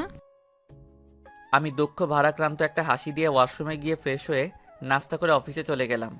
একটু পর আমাদের অফিসের একটা কলিগ আমার রুমের সামনে আসলো। হ্যালো স্যার, আসতে পারি? আরে আদিবা, আসো আসো। Thanks sir. কিছু বলবে? বলছিলাম কি স্যার, আগামী সপ্তাহে আমি একটু বাড়ি যাব, আমার চাচাতো ভাইয়ের বিয়ে। ও আচ্ছা, ছুটি লাগবে এই তো? জি স্যার। কতদিন লাগবে? স্যার 7 দিন হলে ভালো হতো। আচ্ছা ঠিক আছে, যাও দিলাম, ভালোভাবে যাবে। ধন্যবাদ স্যার। এরপরও দেখলাম আদিবা কিছু বলবে, কিন্তু বলছে না, শুধু ছটফট করছে। তাকে আমি বললাম, কি কিছু বলবে নাকি? আসলে স্যার একটা কথা বলার ছিল। সমস্যা নাই, বলো। স্যার এখানে তো আমার কেউ নেই, আপনাকে বড় ভাইয়ার মতো দেখি, যদি ভাই হিসেবে আমার একটু উপকার করতেন খুশি হতাম। আরে পাগল নাকি তুমি? কোনো সমস্যা নাই, তুমি নির্ভয় বলো। স্যার অনেক দিন পর বাড়ি যাচ্ছি তো, আব্বু আম্মুর জন্য কিছু শপিং করব আর কিছু জিনিস নেব। আপনি যদি বিকেলবেলা আমার সাথে একটু শপিংয়ে যেতেন অনেক উপকার হতো স্যার। আচ্ছা ঠিক আছে, যাব। ধন্যবাদ স্যার। কথা বলে আদিবা তার ডেস্কে চলে গেল। বিকেলবেলা আদিবার সাথে শপিং মলে গেলাম, অনেক কিছু নিলাম। ওর বাবার জন্য, ওর মায়ের জন্য অনেক কেনাকাটা করার পর আদিবা একটা কসমেটিক্সের দোকানে গেল। আমিও ওর পিছে পিছে গেলাম। আদিবার ব্যাগগুলো আমার কাছে ছিল। কসমেটিক্সের দোকানে যাওয়ার পর আমি আর আদিবা পাশাপাশি দাঁড়িয়েছিলাম। সেখানে গিয়ে বিশাল আকারে একটা শখ খেলাম। দেখলাম তন্নিও সেখানে তার বান্ধবীদের সাথে কি যেন কিনতেছে। আমাকে আদিবার সাথে দেখে আমার সামনে এসে বলে, মেয়েটা কে? ও আমার। পুরোটা বলার আগেই আমার গালে ঠাস করে একটা চর বসিয়ে চোখ মুখ লাল করে কাঁদতে কাঁদতে দোকান থেকে বের হয়ে গেল। তন্নির কয়েকটা বান্ধবী এসে আমাকে বলল, ছি ভাইয়া, বাসায় বউ রেখে বাইরে মেয়ে নিয়ে ঘুরেন, আপনার লজ্জা করে না? তারপর সবাই দোকান থেকে বের হয়ে গেল। লজ্জায় আমার পুরো মুখ লাল হয়ে গেল। খারাপটাই সবাই দেখলো, আসল কাহিনীটা কারো চোখে পড়ল না। তারপর আমি আর আদিবাও বের হয়ে গেলাম। আদিবা আমাকে বলল, সরি স্যার, আমার জন্য আজকে আপনাকে অপমানিত হতে হয়েছে। আরে ধুর, এগুলো কিচ্ছু না। তোমার কি দোষ? কেউ তো আসল কথা জানে না, সেই জন্য রিয়াক্ট করতেছে। ম্যাডাম কিন্তু অনেক রাগ করেছে। এটা কোনো সমস্যা না, সব ঠিক হয়ে যাবে। স্যার একটা কথা বলতাম। বলো। ম্যাডামের নাম্বারটা আমাকে দিবেন, আমি সব বুঝিয়ে বলবো। আরে তুমি কল দিলে সে আরো বেশি রিয়াক্ট করবে, উল্টো তোমাকে অপমান করবে। সমস্যা নেই স্যার, আপনি নাম্বারটা আমাকে দিন। আর এটা ধরুন। কি এটাতে? স্যার আপনাদের বিয়েতে তো যেতে পারিনি, তাই ম্যাডামের জন্য আমার পক্ষ থেকে একটা গিফট। তুমি আবার এটা কখন কিনলে? সেটা আপনার না জানলেও চলবে, আপনি এটা নেন আর নাম্বারটা দিন। ধন্যবাদ, এই নাও নাম্বার। তারপর আমি নাম্বারটা দিয়ে দিলাম। গিফটটা নিয়ে আদিবাকে একটা রিকশায় উঠিয়ে দিয়ে আমি বাসায় চলে আসলাম। এসে গিফটটা খুলে দেখলাম একটা নীল শাড়ি, অনেক সুন্দর, তন্নিকে অসাধারণ লাগবে। এরপর আমার মাথায় একটা বুদ্ধি আসলো, ফারিয়াকে কল দিয়ে সব কিছু বলে দেই, কারণ তন্নি আজকের বিষয়টা ফারিয়ার সাথে শেয়ার করবে। আমি ফারিয়াকে কল দিয়ে সব কিছু বলে দিছি এবং এটাও বলে দিয়েছি যে এমনভাবে কথা বলবে যেন তন্নির প্রচুর রাগ হয়। বাসায় একা একা ভালো লাগছে না, আব্বু আম্মুও নাই, তন্নিও নাই। আমি তন্নিকে কল দিলাম, বাট নাম্বার বন্ধ। এরপর তন্নির আম্মুর কাছে কল দিলাম। হ্যালো, আসসালামু আলাইকুম। ওয়ালাইকুম সালাম। কেমন আছো বাবা? জি ভালো, আপনি? আছি মোটামুটি। তন্নি কোথায়? ওর নাম্বার বন্ধ কেন? কি জানি বাবা, বিকেলে কোথা থেকে কাঁদতে কাঁদতে এসে রুমের দরজা বন্ধ করে দিয়েছে। অনেকবার ডেকেছি, দরজা খুলছে না, কিছু খাচ্ছেও না। তোমার সাথে কি কিছু হয়েছে? না, আমার সাথে কিছু হয়নি। তো বাবা আজকে আমাদের বাসায় আসবে না? না, আজকে আসবো না। কেন বাবা? বাসায় তো কেউ নেই, এখানে তন্নিও একা, চলে আসো। না, একটু কাজ আছে। আচ্ছা ঠিক আছে, ভালো থাকবেন, পরে কথা হবে। এই কথা বলে আমি কলটা কেটে দিলাম। মনে মনে চিন্তা করলাম তন্নিও হয়তো আমাকে ভালোবেসে ফেলেছে, না হলে এত রিয়াক্ট করতো না। আয়মানের বুদ্ধিটা অনেক কাজে লাগছে। এভাবে কয়েকটা দিন চলে গেল, আমি তন্নিদের বাসায় যাই না। মাঝে মাঝে ওর মায়ের সাথে একটু একটু কথা হয়। প্রায় 10 দিন পর ওর মা আমাকে কল দেয়, তখন আমি অফিসে ছিলাম। হ্যালো, আসসালামু আলাইকুম। ওয়ালাইকুম আসসালাম। বাবা কেমন আছো? ভালো, আপনারা? আছি, সবাই ভালো। বাবা তুমি একটু আজকে আমাদের বাসায় আসতে পারবে? আসলে আমার তো একটু কাজ ছিল। কেন, কোনো সমস্যা হয়েছে নাকি? আসলে হয়েছে কি, আমার বড় বোন নাকি অনেক অসুস্থ। আমি আর তোমার শ্বশুর আব্বা ওখানে যাচ্ছি, তাই তুমি যদি এখানে থাকতে ভালো হতো। তন্নিকেও নিয়ে যান তাহলে। ও যেতে চাচ্ছে না, সেজন্য তো আমরা একটু টেনশনে আছি। সে একা একা বাসায় কিভাবে থাকবে? যদি তুমি একটু আসতে ভালো হতো। আচ্ছা ঠিক আছে, আপনারা যান, আমি সন্ধ্যার সময় আসব। এই কথা বলে কলটা কেটে দিলাম। কেমন জানি খুব খারাপ লাগছে আজকে। অনেকদিন পর ওর সাথে দেখা করতে যাচ্ছি। রাত প্রায় 8টার সময় ওদের বাসায় গেলাম। কলিং বেল বাজানোর সাথে সাথেই দরজা খুলে দিল। মনে হয় আমার জন্যই অপেক্ষা করছিল। ভিতরে গেলাম, দেখলাম চোখ মুখ লাল করে বসে আছে, দেখতে বাচ্চাদের মতো লাগছে। তারপর আমি বললাম, কেমন আছিস? তুই এখানে কেন আসছিস? আম্মা বলেছে তাই। লজ্জা করে না অন্য মেয়েদের সাথে ঘুরে এখন এখানে আসতে? সেটা আমার ব্যাপার, আমি তো তোর কেউ না। আমাকে নিয়ে তোর এত মাথা ব্যথা কেন? তোর মতো ফালতুকে বিয়ে করাই আমার ভুল হয়েছে। আগে জানলে জীবনও কবুল বলতাম না। আমার মাথা গরম করবি না। কি করবি তুই? রাগে আমার পুরো শরীরের লোম দাঁড়িয়ে গেছে। আমি কোনো কথা না বলে ব্যাগটা রেখে ওয়াশরুমে চলে গেলাম। ফ্রেশ হয়ে এসে দেখি তন্নি নেই, মনে হয় ঘুমিয়ে গেছে। আমি আর ওর রুমে গেলাম না, সামনে গেস্ট রুমের সোফায় শুয়ে রইলাম, কিন্তু ঘুম আসছে না। একটু পর আস্তে আস্তে উঠে তন্নির রুমের দিকে গেলাম, দেখলাম ও ঘুমিয়ে আছে। অনেকক্ষণ আমি বাইরে থেকে দাঁড়িয়ে দাঁড়িয়ে ওকে দেখলাম। হঠাৎ করে খেয়াল করলাম ওর পুরো শরীর কাঁপতেছে। আমি তাড়াতাড়ি রুমে গেলাম, কপালে হাত দিয়ে দেখি জ্বরে পুরো শরীর পুড়ে যাচ্ছে। আমি তো টেনশনে পড়ে গেলাম, কি করব বুঝতে পারতেছি না। পরে কিচেন রুম থেকে একটা বাটি নিয়ে এসে ওর মাথায় জলপট্টি দিলাম অনেকক্ষণ, কিন্তু কিছুতেই কমছে না। পরে একটা বালতিতে পানি নিয়ে এসে ওর মাথায় দিলাম। প্রায় 2 ঘন্টার মতো পানি দেওয়ার পর জ্বর কিছুটা কমলো। পরে দেখলাম পানি দিতে দিতে ওর শরীরও ভিজিয়ে দিলাম। এখন কাপড়টা চেঞ্জ করতে হবে, বাট কিভাবে করব বুঝতে পারতেছি না।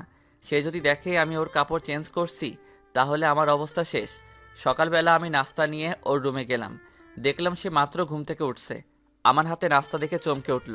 তারপর নিজের দিকে তাকিয়ে দেখে যে ওর গায়ে যে জামাটা ছিল সেটা আর নেই। তারপর আমার রাগে চোখ মুখ লাল করে উঠে এসে আমার কলার ধরে বলল, ওই কুত্তা, আমার কাপড়ের এই অবস্থা করেছে কে? আসলে কালকে রাতে। পুরোটা বলার আগে ঠাস ঠাস 2টা চর বসিয়ে দেয়। তারপর বলে, তুই এত খারাপ আমি ভাবতেও পারিনি। আমাকে ঘুমের মধ্যে পেয়ে তুই, ছি, আমার ভাবতেই ঘৃণা লাগে। তোকে আমি আস্তে আস্তে বিশ্বাস করতে লাগলাম, কিন্তু তুই এত খারাপ আমি জীবনেও ভাবিনি। যা, বেরিয়ে যা এখান থেকে। প্লিজ আমার কথাটা শোনো। তুই যাবি নাকি আবার চর খাবি? আমি আর কিছু না বলে নাস্তার প্লেটটা রেখে চলে আসতে যাব, এমন সময় দেখি দরজার সামনে নীলা দাঁড়িয়ে আছে। মনে হয় আমাকে চর মারার দৃশ্যটা দেখে ফেলেছে। লজ্জায় পুরো লাল হয়ে গেলাম। কিছু না বলে সোজা রুমের বাইরে চলে আসলাম। এরপর নীলা ভিতরে গেল। যাওয়ার পর বলল, তুই ওনাকে চর মেরেছিস কেন? ভালো করেছি। ও আমার কাপড় চেঞ্জ করেছে কেন? সে করেনি, আমি করছি। মানে? তুই জানিস কালকে রাতে তোর অনেক জ্বর আসছিল, উনি তোর মাথায় জলপট্টি দিয়েছে। জ্বর না কমার কারণে সারা রাত তোর মাথায় পানি দেয়, পানিগুলো তোর শরীরে গিয়ে পুরো শরীর ভিজে যায়, ঠান্ডা লেগে যাবে, সেজন্য সকাল সকাল আমাকে কল দিয়ে আনে, আর আমি তোর কাপড় চেঞ্জ করি। আর তুই কিনা না জেনে ওনাকে জ্বর দিলি। তোর ভাগ্য অনেক ভালো যে ওনার মতো স্বামী পেয়েছিস। এই কথাগুলো বলে নীলা বাইরে চলে আসে। আমি তন্নির মাকে কল করে ওর অসুস্থতার কথা জানালাম। তারপর কিছু না বলে সোজা অফিসে চলে গেলাম। এরপর থেকে তন্নিকে আর কোনো কল দেই না, ওর আম্মুকেও দেই। মাঝে মাঝে ওর আম্মু কল দিলে খবর নেয়, জাস্ট এতটুকুই। কয়েকদিন পর বাবা মা চলে আসে, এসে আমাকে বলে, কিরে বৌমা কই? ওর বাপের বাড়ি। তা তুই কি এতদিন ওখানে ছিলি? না, মাঝে মাঝে যেতাম। চুপ করে বেয়াদব, তুই কি ভাবছিস আমি কোনো খোঁজ খবর রাখি না? ঘরে বউ রেখে অন্য মেয়ে নিয়ে ঘুরতে তোর লজ্জা করে না? বৌমা আমাকে সবকিছু জানিয়েছে। বাহ, ফকির নিজের দোষ না স্বীকার করে আমাকে ফাঁসিয়ে দিল। জানি বাবা, এখন সত্য কথা বললে বিশ্বাস করবে না, তাই বলেও কোনো লাভ নেই। এরপর বাবা বললেন, এখন ওদের বাসায় যা, আর তন্নিকে তোর সাথে করে নিয়ে আসবি। কিন্তু বাবা এখন তো কোনো কিন্তু নয়, যেটা বলছি সেটা। এখন তো রাত হয়ে গেছে, এখন কিভাবে আনবো? কালকে সকালে নিয়ে আসলে হবে না? গর্ধব, এখন আনতে কে বলেছে? এখন তুই যাবি, রাত থেকে কাল সকালে চলে আসবি। আমি কিছু বলতে যাব, এমন সময় বাবার দিকে খেয়াল করে দেখলাম রেগে আছে। আমি আর কিছু না বলে রেডি হয়ে ওদের বাসার উদ্দেশ্যে রওনা দিলাম। রাত প্রায় 9:30। আমি তন্নিদের বাসার সামনে দাঁড়িয়ে আছি। কলিং বেল দেওয়ার সাথে সাথে দেখলাম তন্নির মা এসে দরজা খুলে দিল। তারপর বলল, বাবা আসছো? পথে কোনো সমস্যা হয়নি তো? না, কোনো সমস্যা হয়নি। আচ্ছা বসো, খাওয়া দাওয়া করে নাও। তন্নিও বসে আছে, বাট আমি কিছু বলছি না দেখে সেও বলছে না। খাওয়া দাওয়া শেষ করে রুমে গেলাম, গিয়ে একটা চেয়ারের উপর বসে আছি। একটু পর তন্নি এসে দরজা লাগিয়ে দিল। আমাকে বলল, সরি। সরি কেন? সেদিন রাতের ঘটনার জন্য। আমি ভাবছি তুই আমার সাথে। থাক, বলতে হবে না, আমার কপালে ওগুলোই ছিল। তুই ঘুমা, সকালে তাড়াতাড়ি যেতে হবে। তুই কোথায় ঘুমাবি? আমাকে নিয়ে তোর চিন্তা করতে হবে না, তুই ঘুমা। খাটে ঘুমা, আমি নিচে ঘুমাবো। কেন, তোর চর খাওয়ার জন্য নাকি তোর কাছে অপমানিত হওয়ার জন্য? সে আর কিছু না বলে ঘুমিয়ে পড়ল। আমিও একটা বালিশ নিয়ে নিচে শুয়ে পড়লাম। সকালবেলা ঘুম থেকে ছাদে গেলাম। তন্নিও আমার পেছনে পেছনে গেল। দেখে মনে হচ্ছে কিছু একটা বলবে, বাট বলতে পারতেছে না। এরপর আমি বললাম, কিছু বলবি? তুই কি সত্যি আমাকে ভালোবাসিস? পাগল নাকি? তোরে কেন আমি ভালোবাসবো? মিথ্যা বললাম, দেখি ও কি রিয়াক্ট করে। তাহলে এতদিন যে বললি তুই আমাকে ভালোবাসিস? মিথ্যা বলেছি, তোর সাথে থাকার বা কথা বলার কোনো ইচ্ছাই আমার নেই। তাহলে আমাকে নিতে আসলি কেন? আব্বু আম্মু বলেছে তাই, না হলে জীবনেও আসতাম না। বাহ, ভালো তো। নতুন কাউকে পেয়ে গেছিস, এখন তো আর আমার দরকার নেই। তোর দরকার কখনো ছিল না, থাকবেও না। আদিবার সাথে আমি খুব ভালোই আছি। রাগানোর জন্য বললাম। তনি আর কিছু না বলে চোখ মুখ লাল করে কান্না করতে করতে নিচে চলে যায়। মনে মনে বন্ধু আইমানকে ধন্যবাদ দিতে লাগলাম, ওর বুদ্ধিটা কাজে লেগেছে। এইরকম জানলে আরও আগে থেকে ইগনোর করতাম। যাই হোক, একটু পর আমিও নিচে গেলাম। গিয়ে দেখি তন্নি চুপ করে বসে আছে। আমি বললাম, রেডি হয়ে নে, বাসায় যেতে হবে। আমি যাব না, তুই যা। তোর ন্যাকামি দেখার টাইম নাই আমার। আদিবা বসে আছে, তাড়াতাড়ি রেডি হয়ে নে। বললাম তো আমি যাব না। ওকে, একটু পর নিজেই যাবি? তুই এখান থেকে যা, তোকে যেন না দেখি। চলে তো যাবই, এখানে তো থাকতে আসিনি। তুই আর এক সেকেন্ডও এখানে থাকতে পারবি না, এখনই বের হয়ে যা। আমিও আর কিছু না বলে নাস্তা না করে ওর বাবা মা কাউকে না জানিয়ে সোজা অফিসে চলে গেলাম। বাসায় গেলে বাবা চিল্লাচিল্লি করবে। কাজ করতেছে এমন সময় আদিবা আসলো। আসতে পারি স্যার? আরে আদিবা, আসো, বসো। ধন্যবাদ স্যার। আপনার কি মন খারাপ? আরে না, এমনি ভালো লাগছে না।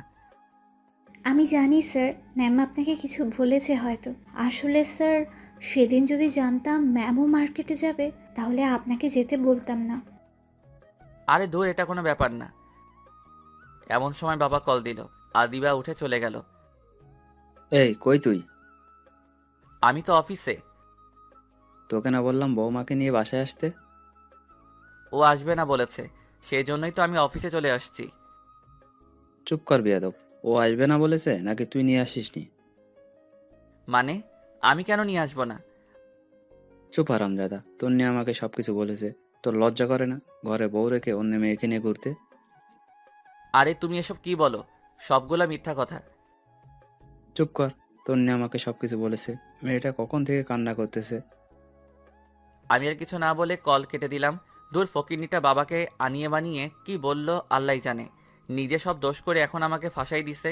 বিকেলবেলা আইমান কল দিল। কি রে দোস্ত, কি অবস্থা?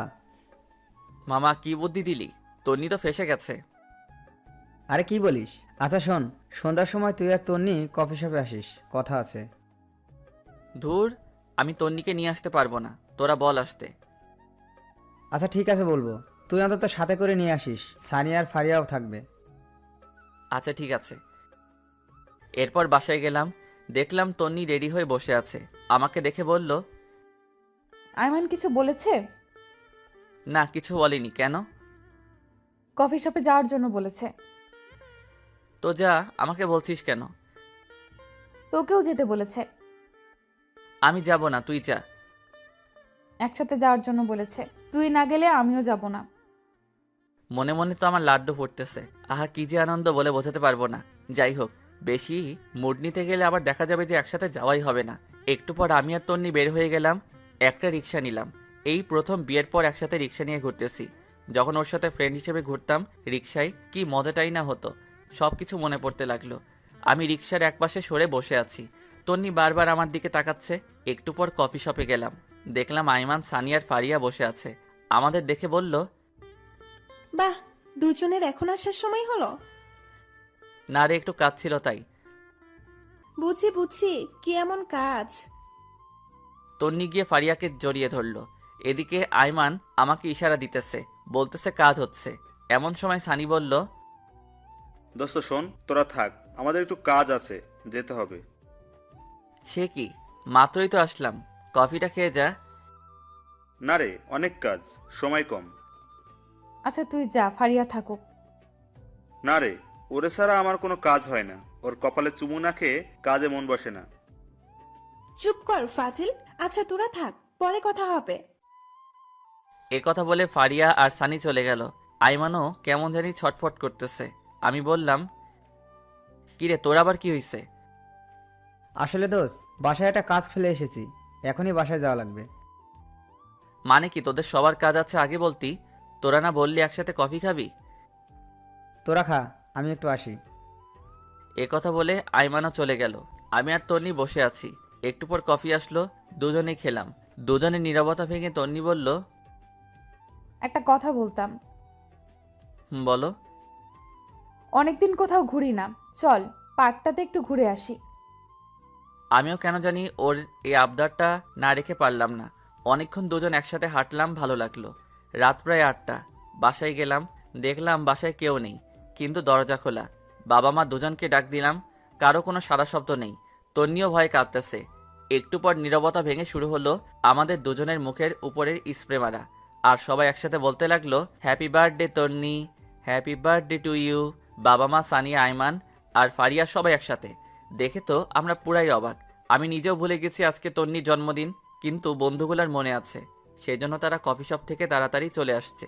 তারপর বড় একটা কেক কাটা হলো। তন্নি সবার প্রথম আমাকে খাইয়ে দিয়েছে, আমিও খাইয়ে দিয়েছি। এক এক করে সবাই সবাইকে খাইয়ে দিয়েছে। এমন সময় তন্নি বলল, এতগুলো আয়োজন কে করেছে? সবাই একসাথে আমাকে দেখিয়ে দিল। আমি তো পুরাই টাসকি খেয়ে গেলাম। আমি নিজেই কিছু জানি না, আর ওরা বলছে আমি করছি। সেদিন সবাই একসাথে খাওয়া দাওয়া করে নিলাম, ওদের বাসায় যেতে দেইনি। আমি, সানিয়া, আইমান একসাথে ঘুমাইছি, ফারিয়া আর তন্নি একসাথে ঘুমাইছে। পরে যে যার মতো চলে গেল। আমিও অফিসে চলে গেলাম। দুপুরবেলা আদিবা আমার রুমে আসলো। স্যার আসতে পারি? আসো, বসো। স্যার একটা কথা বলতাম। অবশ্যই বলো। আসলে স্যার আমার একজনের সাথে রিলেশন আছে। বাবা বিয়ের জন্য চাপ দিচ্ছিল, তাই আমি বাবাকে ফাহাদের কথা বলেছি। ফাহাদ আমার বয়ফ্রেন্ড। বাবা বলেছে ওকে নিয়ে বাবার সাথে দেখা করার জন্য। যদি আজকে বিকেলের জন্য আমাকে ছুটি দিতেন উপকার হতো খুব। আর এটা কোনো কথা? তুমি আমাকে আগে বলবে না? ওকে যাও, দিলাম। ধন্যবাদ স্যার। আদিবা একটু কষ্ট করতে পারবে? জি স্যার, বলুন। তোমার পাশের আলমারিটার উপর একটা হলুদ রঙের ফাইল আছে, যদি একটু কষ্ট করে দিতে উপকার হতো। এতে কষ্টের কি আছে? এ কথা বলে আদিবা উঠে ফাইলটা নিতে গেল। আলমারি উঁচু হওয়ার কারণে সে একটু উপরের দিকে উঠে পায়ের আঙুলের উপর ভর করে ফাইলটা নিতে যাবে, এমন সময় পা স্লিপ করে উল্টে যেতে লাগলো। আমি তাড়াতাড়ি উঠে ওকে ধরে ফেললাম, আর এমন সময় তন্নি এসে উপস্থিত। আমাদের একসাথে দেখেই চিৎকার দিয়ে উঠল।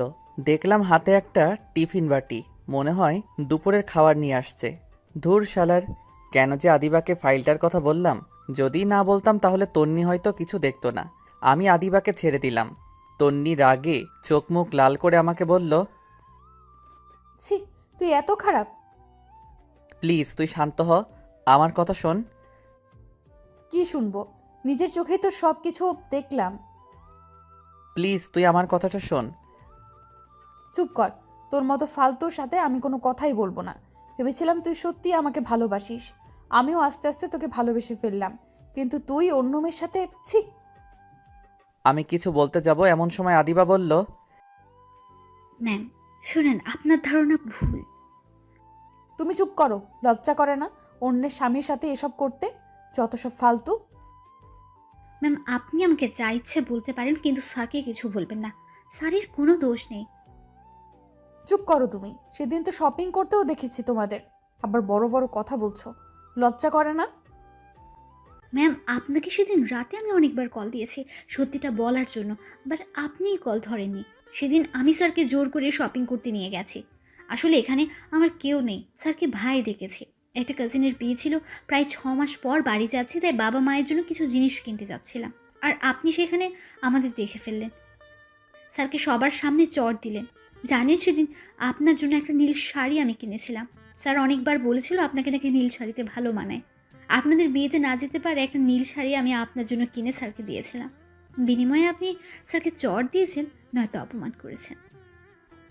সেদিনের কথা বাদ দাও। আজকেরটা তো আমি নিজের চোখেই দেখলাম। আজকে কি ছিল তাহলে? আমার একজনের সাথে রিলেশন আছে। বাবা চাইছে তাকে বাবার সাথে পরিচয় করিয়ে দেওয়ার জন্য। আমি স্যারের কাছে এসেছি বিকেলবেলা ছুটি দেওয়ার জন্য। স্যার আমাকে ছুটি দিয়েছে। আমি চলে যাওয়ার সময় স্যার ফাইলটা দিতে বললেন। আমি ফাইলটা নিতে গিয়ে পড়ে যাচ্ছিলাম, এমন সময় স্যার আমাকে ধরে ফেললেন। শুনেন, একটা কথা বলি, আপনার কপাল অনেক ভালো যে আপনি ওনার মতো একজনকে নিজের জীবনসঙ্গী হিসেবে পেয়েছেন।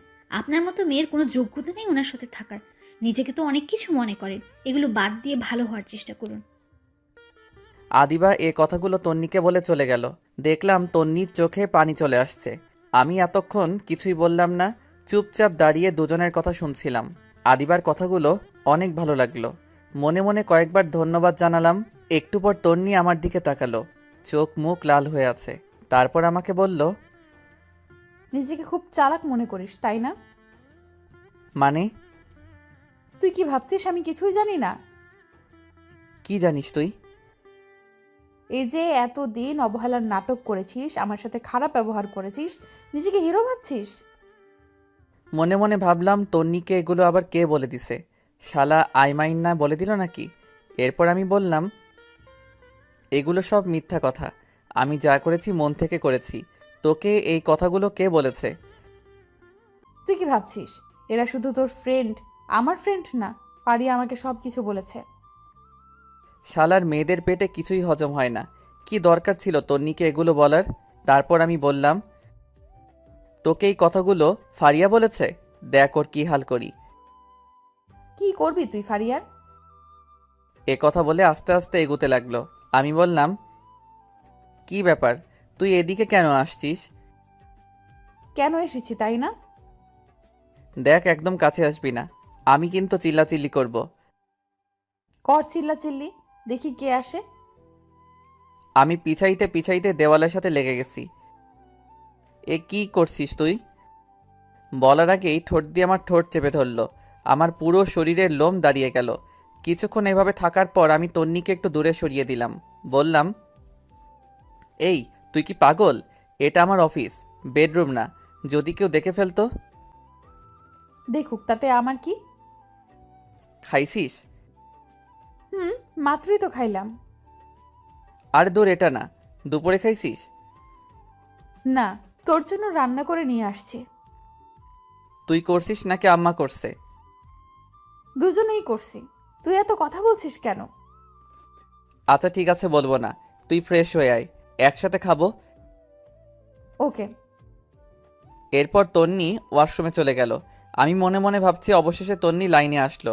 হারামি বন্ধুগুলো না থাকলে হয়তো কিছুই সম্ভব হতো না। একটু পর তন্নি বাইরে আসলো। আমি একটা প্লেটে ভাত দিয়ে তাকে বললাম, এই ধর, খেয়ে নে। আমি খাবো না। কি আজীব, তুই না একটু আগে বললি খাবি? এভাবে খাবো না।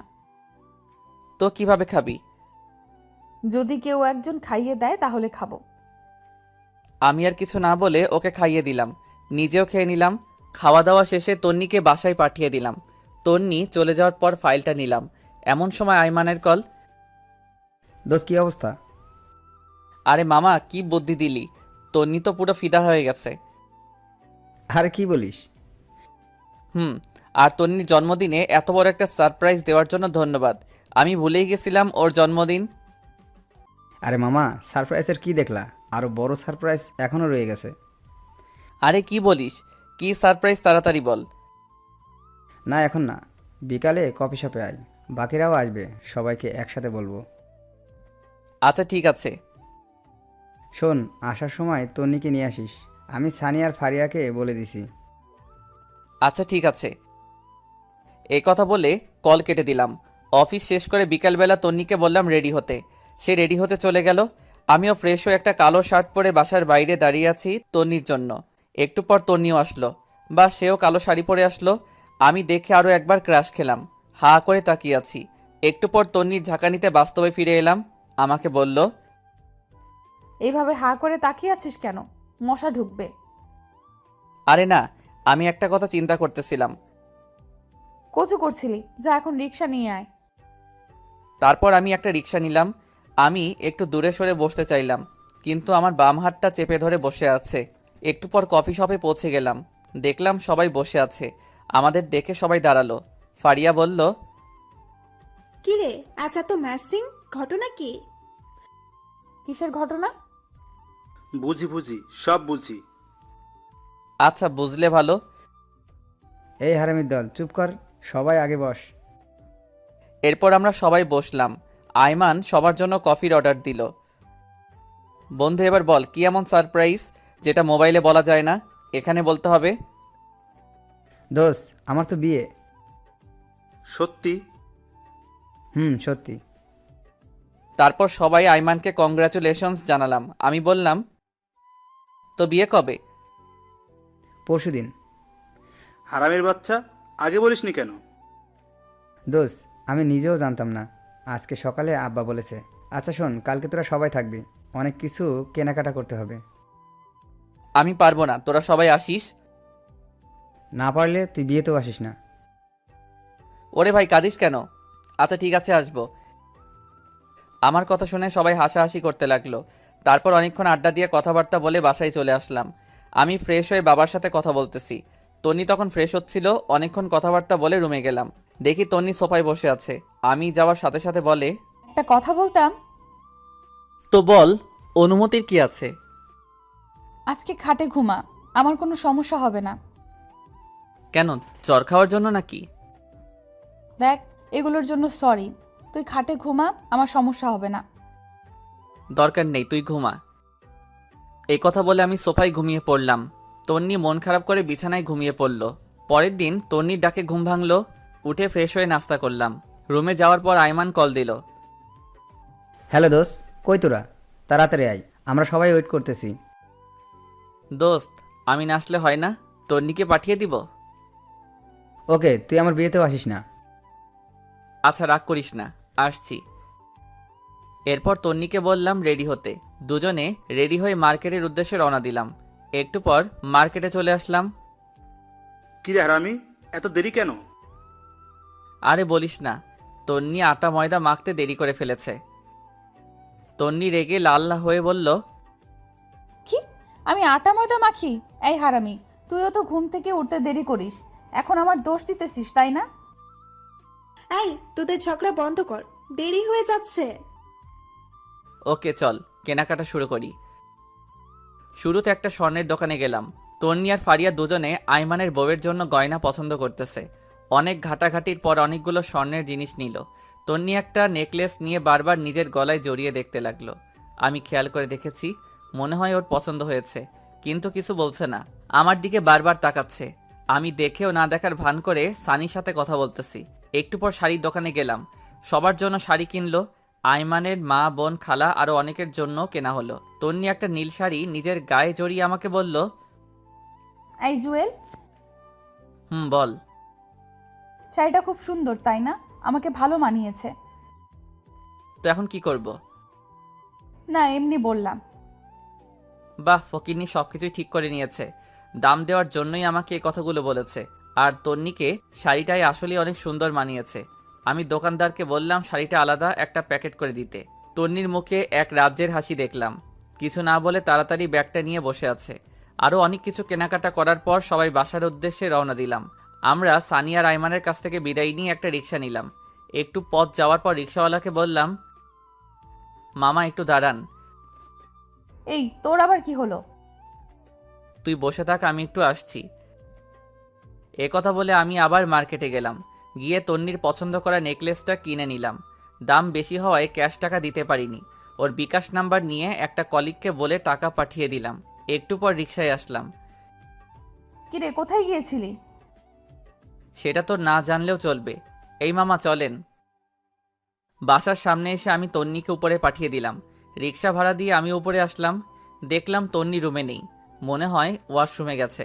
আমি নেকলেসটা ওর ড্রয়ারে রেখে দিয়েছি। তন্নি ওয়াশরুম থেকে বের হলো, খুব হাসি খুশি লাগছে। তারপর নিচে গিয়ে খাওয়া দাওয়া করে আগের দিনের মতো সোফায় শুয়ে পড়লাম। তন্নি কিছু বলতে গিয়েও বলেনি। পরের দিন আইমানের বিয়ে, সকাল থেকে শুধু কল দিচ্ছে। আমি ঘুম থেকে উঠে দেখি তন্নি মায়ের সাথে রান্নাঘরে কাজ করছে। কিছু না বলে ফ্রেশ হতে চলে গেলাম। একটু পর নাস্তা করে রেডি হয়ে তন্নিকে বললাম তাড়াতাড়ি রেডি হতে, আমরা বিয়েতে যাব, আর অনেক কাজ আছে। তন্নি হ্যাঁ সূচক ইশারা দিয়ে রেডি হতে চলে গেল। আমি বাইরে গিয়ে দাঁড়িয়ে আছি। একটু পর তন্নি রেডি হয়ে আসলো। আমি তো দেখে আবার ক্রাশ খাইলাম। কালকের সে শাড়িটা পরেছে, আবার গলায় নেকলেসটাও পরেছে, পায়ে হাই হিল, হালকা লিপস্টিক। উপস, মাথা নষ্ট করে দিচ্ছে। আমি হাঁ করে তাকিয়ে আছি। একটু পর বুঝলাম কেউ একজন আমাকে ধাক্কা দিচ্ছে। কিরে, অমন হা করে কি দেখছিস? মনে হয় আগে কোনোদিন আমাকে দেখিসনি। দেখেছি, তবে আজকে একটু অন্যরকম লাগছে। তন্নি লজ্জায় লাল হয়ে যায়, দেখতে আরো বেশি কিউট লাগছে। তারপর একটা রিক্সা নিয়ে রওনা দিলাম। তন্নি আমার বাম হাতটা চেপে রেখেছে। একটু পর বলল, ধন্যবাদ। হঠাৎ ধন্যবাদ? এই যে আমার পছন্দের নেকলেসটা নিলি তাই। এখানে ধন্যবাদ দেওয়ার কিছু নাই। তুই কি কালকে দোকানে আমাকে খেয়াল করেছিস? একটু একটু। কথা বলতে বলতে আমরা আবার মার্কেটে যাই। বিয়ের জন্য একটা গিফট নিলাম। এরপর আইমানদের বাসায় চলে গেলাম। সারাদিন খাওয়া দাওয়া আর মেহমান নিয়ে বিজি ছিলাম সবাই। সন্ধ্যার পর আইমান এসে আমাকে বলল, দোস্ত, একটা কাজ করতে হবে। কি কাজ? দোস্ত, তুই আর তন্নি আমার বাসার ঘরটা সাজিয়ে দে। কিন্তু কোনো কিন্তু নয়, প্লিজ দোস্ত, না করিস না। সানিকে বাবার সাথে বাজারে পাঠাইছি, আর ফারিয়া মিলির সাথে আছে। আচ্ছা ঠিক আছে। এখানে ফুল আর সব জিনিস আছে। বাবা থাকলে বাবাই তোকে বলতো, আর আমার তো একটু লজ্জা লাগছে, তাই কাউকে বলতেছি না। হইছে, আর লজ্জা পেতে হবে না, যা আমি দেখতেছি। এরপর তন্নিকে খুঁজতে লাগলাম। দেখলাম নতুন বউয়ের সাথে সেলফি তুলছে। সারাদিনে কয়েক হাজার সেলফি তুলেছে, তাও মন ভরেনি। আমি ইশারা দিয়ে ডেকে নিলাম।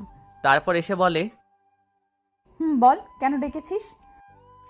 আরে বাসর ঘর সাজাতে হবে, এখানে নাকি কেউ পারে না? আরে কি বলিস, এখনো সাজাইনি। সাজালে কি তোকে ডাকতাম? আচ্ছা ঠিক আছে, চল। এরপর তন্নি আর আমি বাসর ঘর সাজাতে লাগলাম। সাজানো প্রায় শেষ। এই সময় তন্নি বলে, জানিস, বাসর ঘর নিয়ে আমার অনেক স্বপ্ন ছিল। তাই নাকি? জানিস আমি কি কি কল্পনা করেছি বাসর ঘর নিয়ে? কি কি? আমার জামাই আসবে, আমি লজ্জায় ঘোমটা দিয়ে রাখবো, সে ঘোমটাটা সরাবে, তারপর তার পা ছুঁয়ে সালাম করব, তারপর সে আমাকে গান শোনাবে, আমি তাকে শোনাবো, কিছুক্ষণ নাচবো, তারপর দুজনে ছাদে গিয়ে চাঁদ দেখব, সে আমাকে দোলনায় দোলাবে, হঠাৎ করে বৃষ্টি শুরু হবে। তুই পাগল নাকি? চাঁদ উঠলে আবার বৃষ্টি হয় নাকি? তুই চুপ থাক। তারপর আমরা দুজনে অনেক সময় হাত ধরে ভিজবো, তারপর আবার রুমে চলে আসব, আমি তার বুকে মাথা রেখে ঘুমিয়ে পড়ব। আমি তন্নির কথাগুলো শুনে একটু অভিমানের ভঙ্গিতে দাঁড়িয়ে দাঁড়িয়ে আয়মানের বাসর ঘরে গোলাপ ফুল ছিটাচ্ছি। আমার এমন মুখ দেখে তন্নি বলে, কিরে, তোর আবার কি হলো? কই কিছু না। মুখটা এমন প্যাঁচার মতো করে রাখছিস কেন? সবার কপালে কি আর বাসর রাত থাকে? অবাগাতের কপালে তো কিছুই থাকে না। হয়েছে, আর ঢং করতে হবে না। এই নে, এটা ধর। কি এটাতে? শেরওয়ানি। আমরা এখন বাসায় যাব, আমরাও বাসর ঘর করব। কি? আমি একটা লাল বেনারসি পরবো, তুই 30 মিনিট পর রুমে যাবি। 30 মিনিট কি করবি? এত কথা তোর জানতে হবে না, যেটা বলেছিস সেটা। আচ্ছা ঠিক আছে, কিন্তু এত কিছু তুই কখন করলি? সারপ্রাইজ কি তুই একাই দিতে পারিস? আমি পারি না? আমি আর ফারিয়া মিলে করে এসেছি। এখন যা, একটা গাড়ি ঠিক কর, বাসায় যাব। ওকে। একটা সিএনজি নিয়ে আমি আর তন্নি তাড়াতাড়ি বাসায় গেলাম। আমি শেরওয়ানি পরে রেডি হয়ে আছি। কখন 30 মিনিট হবে ঘড়ির দিকে তাকিয়ে আছি। অবশেষে 30 মিনিট হলো। আমি বাসর ঘরে যাচ্ছি। কেমন যেন লজ্জা লাগছে। সব সময় থাকি, তবু আজকে কেমন যেন লাগছে। দূর, এত শরম দিয়ে লাভ নেই, আগে ভিতরে যাই। আস্তে করে দরজাটা খুলে ভিতরে গেলাম। তন্নি বড় একটা ঘোমটা দিয়ে বসে আছে। আমি গিয়ে ঘোমটা উঠালাম। তন্নি খাট থেকে নেমে আমার পা ছুঁয়ে সালাম করলো। আমি বললাম, বেঁচে থাকো মা, স্বামী সংসার নিয়ে অনেক সুখী হও মা। হাই হাই, এটা কি বললাম? মা কেন বললাম? তন্নি একটা গুতা দিয়ে বলে, এই কুত্তা, আমি তোর মা? এই না না, ভুল হয়ে গেছে, আর বলবো না। এই নে কান ধরলাম। ওকে, এখন একটা গান শোনা। এই আমি তো গান পারি না। কি বললি? আচ্ছা শোনাচ্ছি। ওকে। বন্ধু তুই লোকাল বাস রে, বন্ধু তুই লোকাল বাস, আদর করে ঘরে তোলস ঘর দইরা নামাস। এই হারামি, এটা কি গান? আরে মমতাজ খালামণির গান। রাখ তোর মমতাজ খালা, ভালো গান গা, নইলে ধাক্কা দিয়ে বাহির করে দিব। এরপর আমি শীতল বাতাসে দেখেছি তোমায়, এই গানটা শোনালাম। তন্নিও একটা রবীন্দ্রসঙ্গীত শোনালো। মেয়েটার গলা বেশ ভালো। এরপর বলল, আয় একটু নাচি। ধুর, আমি নাচ পাই না। হালকা নাচ, যেমন তেরি মেরি গানটাতে হালকা নাচি আয়। আমি তো সানি লিওন আর উর্বাশীর গান ছাড়া নাচতে পারি না। মায়ের খাবি কিন্তু। এরপর উড়াধুরা কিছুক্ষণ নাচ দিলাম। আমি তো হাসতে হাসতে শেষ। তন্নি বলল, চল ছাদে যাব। ঠিক আছে চল। এইভাবে না, আমাকে কোলে নিয়ে চল। কি আর করা, ওকে কোলে নিয়ে ছাদে গেলাম। একটু পর বললাম, এই তুই কি খাস? ওরে আল্লাহ, এত ওজন তুই! আর একটু হলে তো মারাই যেতাম। তন্নি কিছু না বলে আমার একটা হাত ধরে হাঁটতে লাগলো। আমারও অসম্ভব ভালো লাগা শুরু হলো। এরপর আমি তন্নিকে কোলে নিয়ে পুরো ছাদ ঘুরলাম। একটু পর শুরু হলো ঝুম বৃষ্টি। তন্নির ইচ্ছাটা উপরওয়ালা পূরণ করে দিল। দুজনে অনেক সময় ভিজলাম। হঠাৎ একটা বাজ পড়ার সাথে সাথে তন্নি আমাকে জড়িয়ে ধরলো। এভাবে কিছুক্ষণ চলার পর দুজনে নিচে চলে আসলাম। তন্নি ভেজা কাপড় চেঞ্জ করে আসলো, আমিও আসলাম। একটু পর বললাম, এই শোন, আমরা ফ্রেন্ড ছিলাম ঠিক আছে, কিন্তু এখন তো স্বামী স্ত্রী হয়ে গেছি। এখন আর তুই করে বলবো না, তুমি করে বলবো। ধুর না, আমি তুই করেই বলবো। কিন্তু কেন? আচ্ছা ঠিক আছে, সবার সামনে তুমি করে বলবো, আর এমনিতে তুই করে বলবো। আচ্ছা ঠিক আছে। আচ্ছা শোন, আমার না অনেক ইচ্ছা আমার টুইন বেবি হবে। তাই নাকি? তাহলে তো আমাকে ডাবল কষ্ট করতে হবে। কেন? একটা ছেলের জন্য যে কষ্ট করতে হবে, দুজনের জন্য তো ডাবল কষ্ট করতে হবে, তাই না? এই, তোর মতলব কিন্তু আমি বুঝে গেছি। তাই নাকি? তাহলে তো ভালো। এই খবরদার কাছে আসবি না। আসলে কি হবে শুনি? আমি আস্তে আস্তে আগাতে লাগলাম আর তন্নি পিছাতে লাগলো। পিছাতে পিছাতে একসময় খাটের উপর গিয়ে পড়ে যায়। তন্নি লজ্জায় লাল হয়ে যায়, একটা কাপড় দিয়ে মুখ ঢেকে ফেলে। আমি কাপড়টা সরিয়ে ওর মিষ্টি মাখা ঠোঁটে আস্তে করে আমার ঠোঁট বসাই দিলাম। তারপর দুজনে হারিয়ে গেলাম অজানা এক রাজ্যে। থামেন, অনেক কিছু দেখে ফেলেছেন, এবার আমাদের একটু একা থাকতে দেন।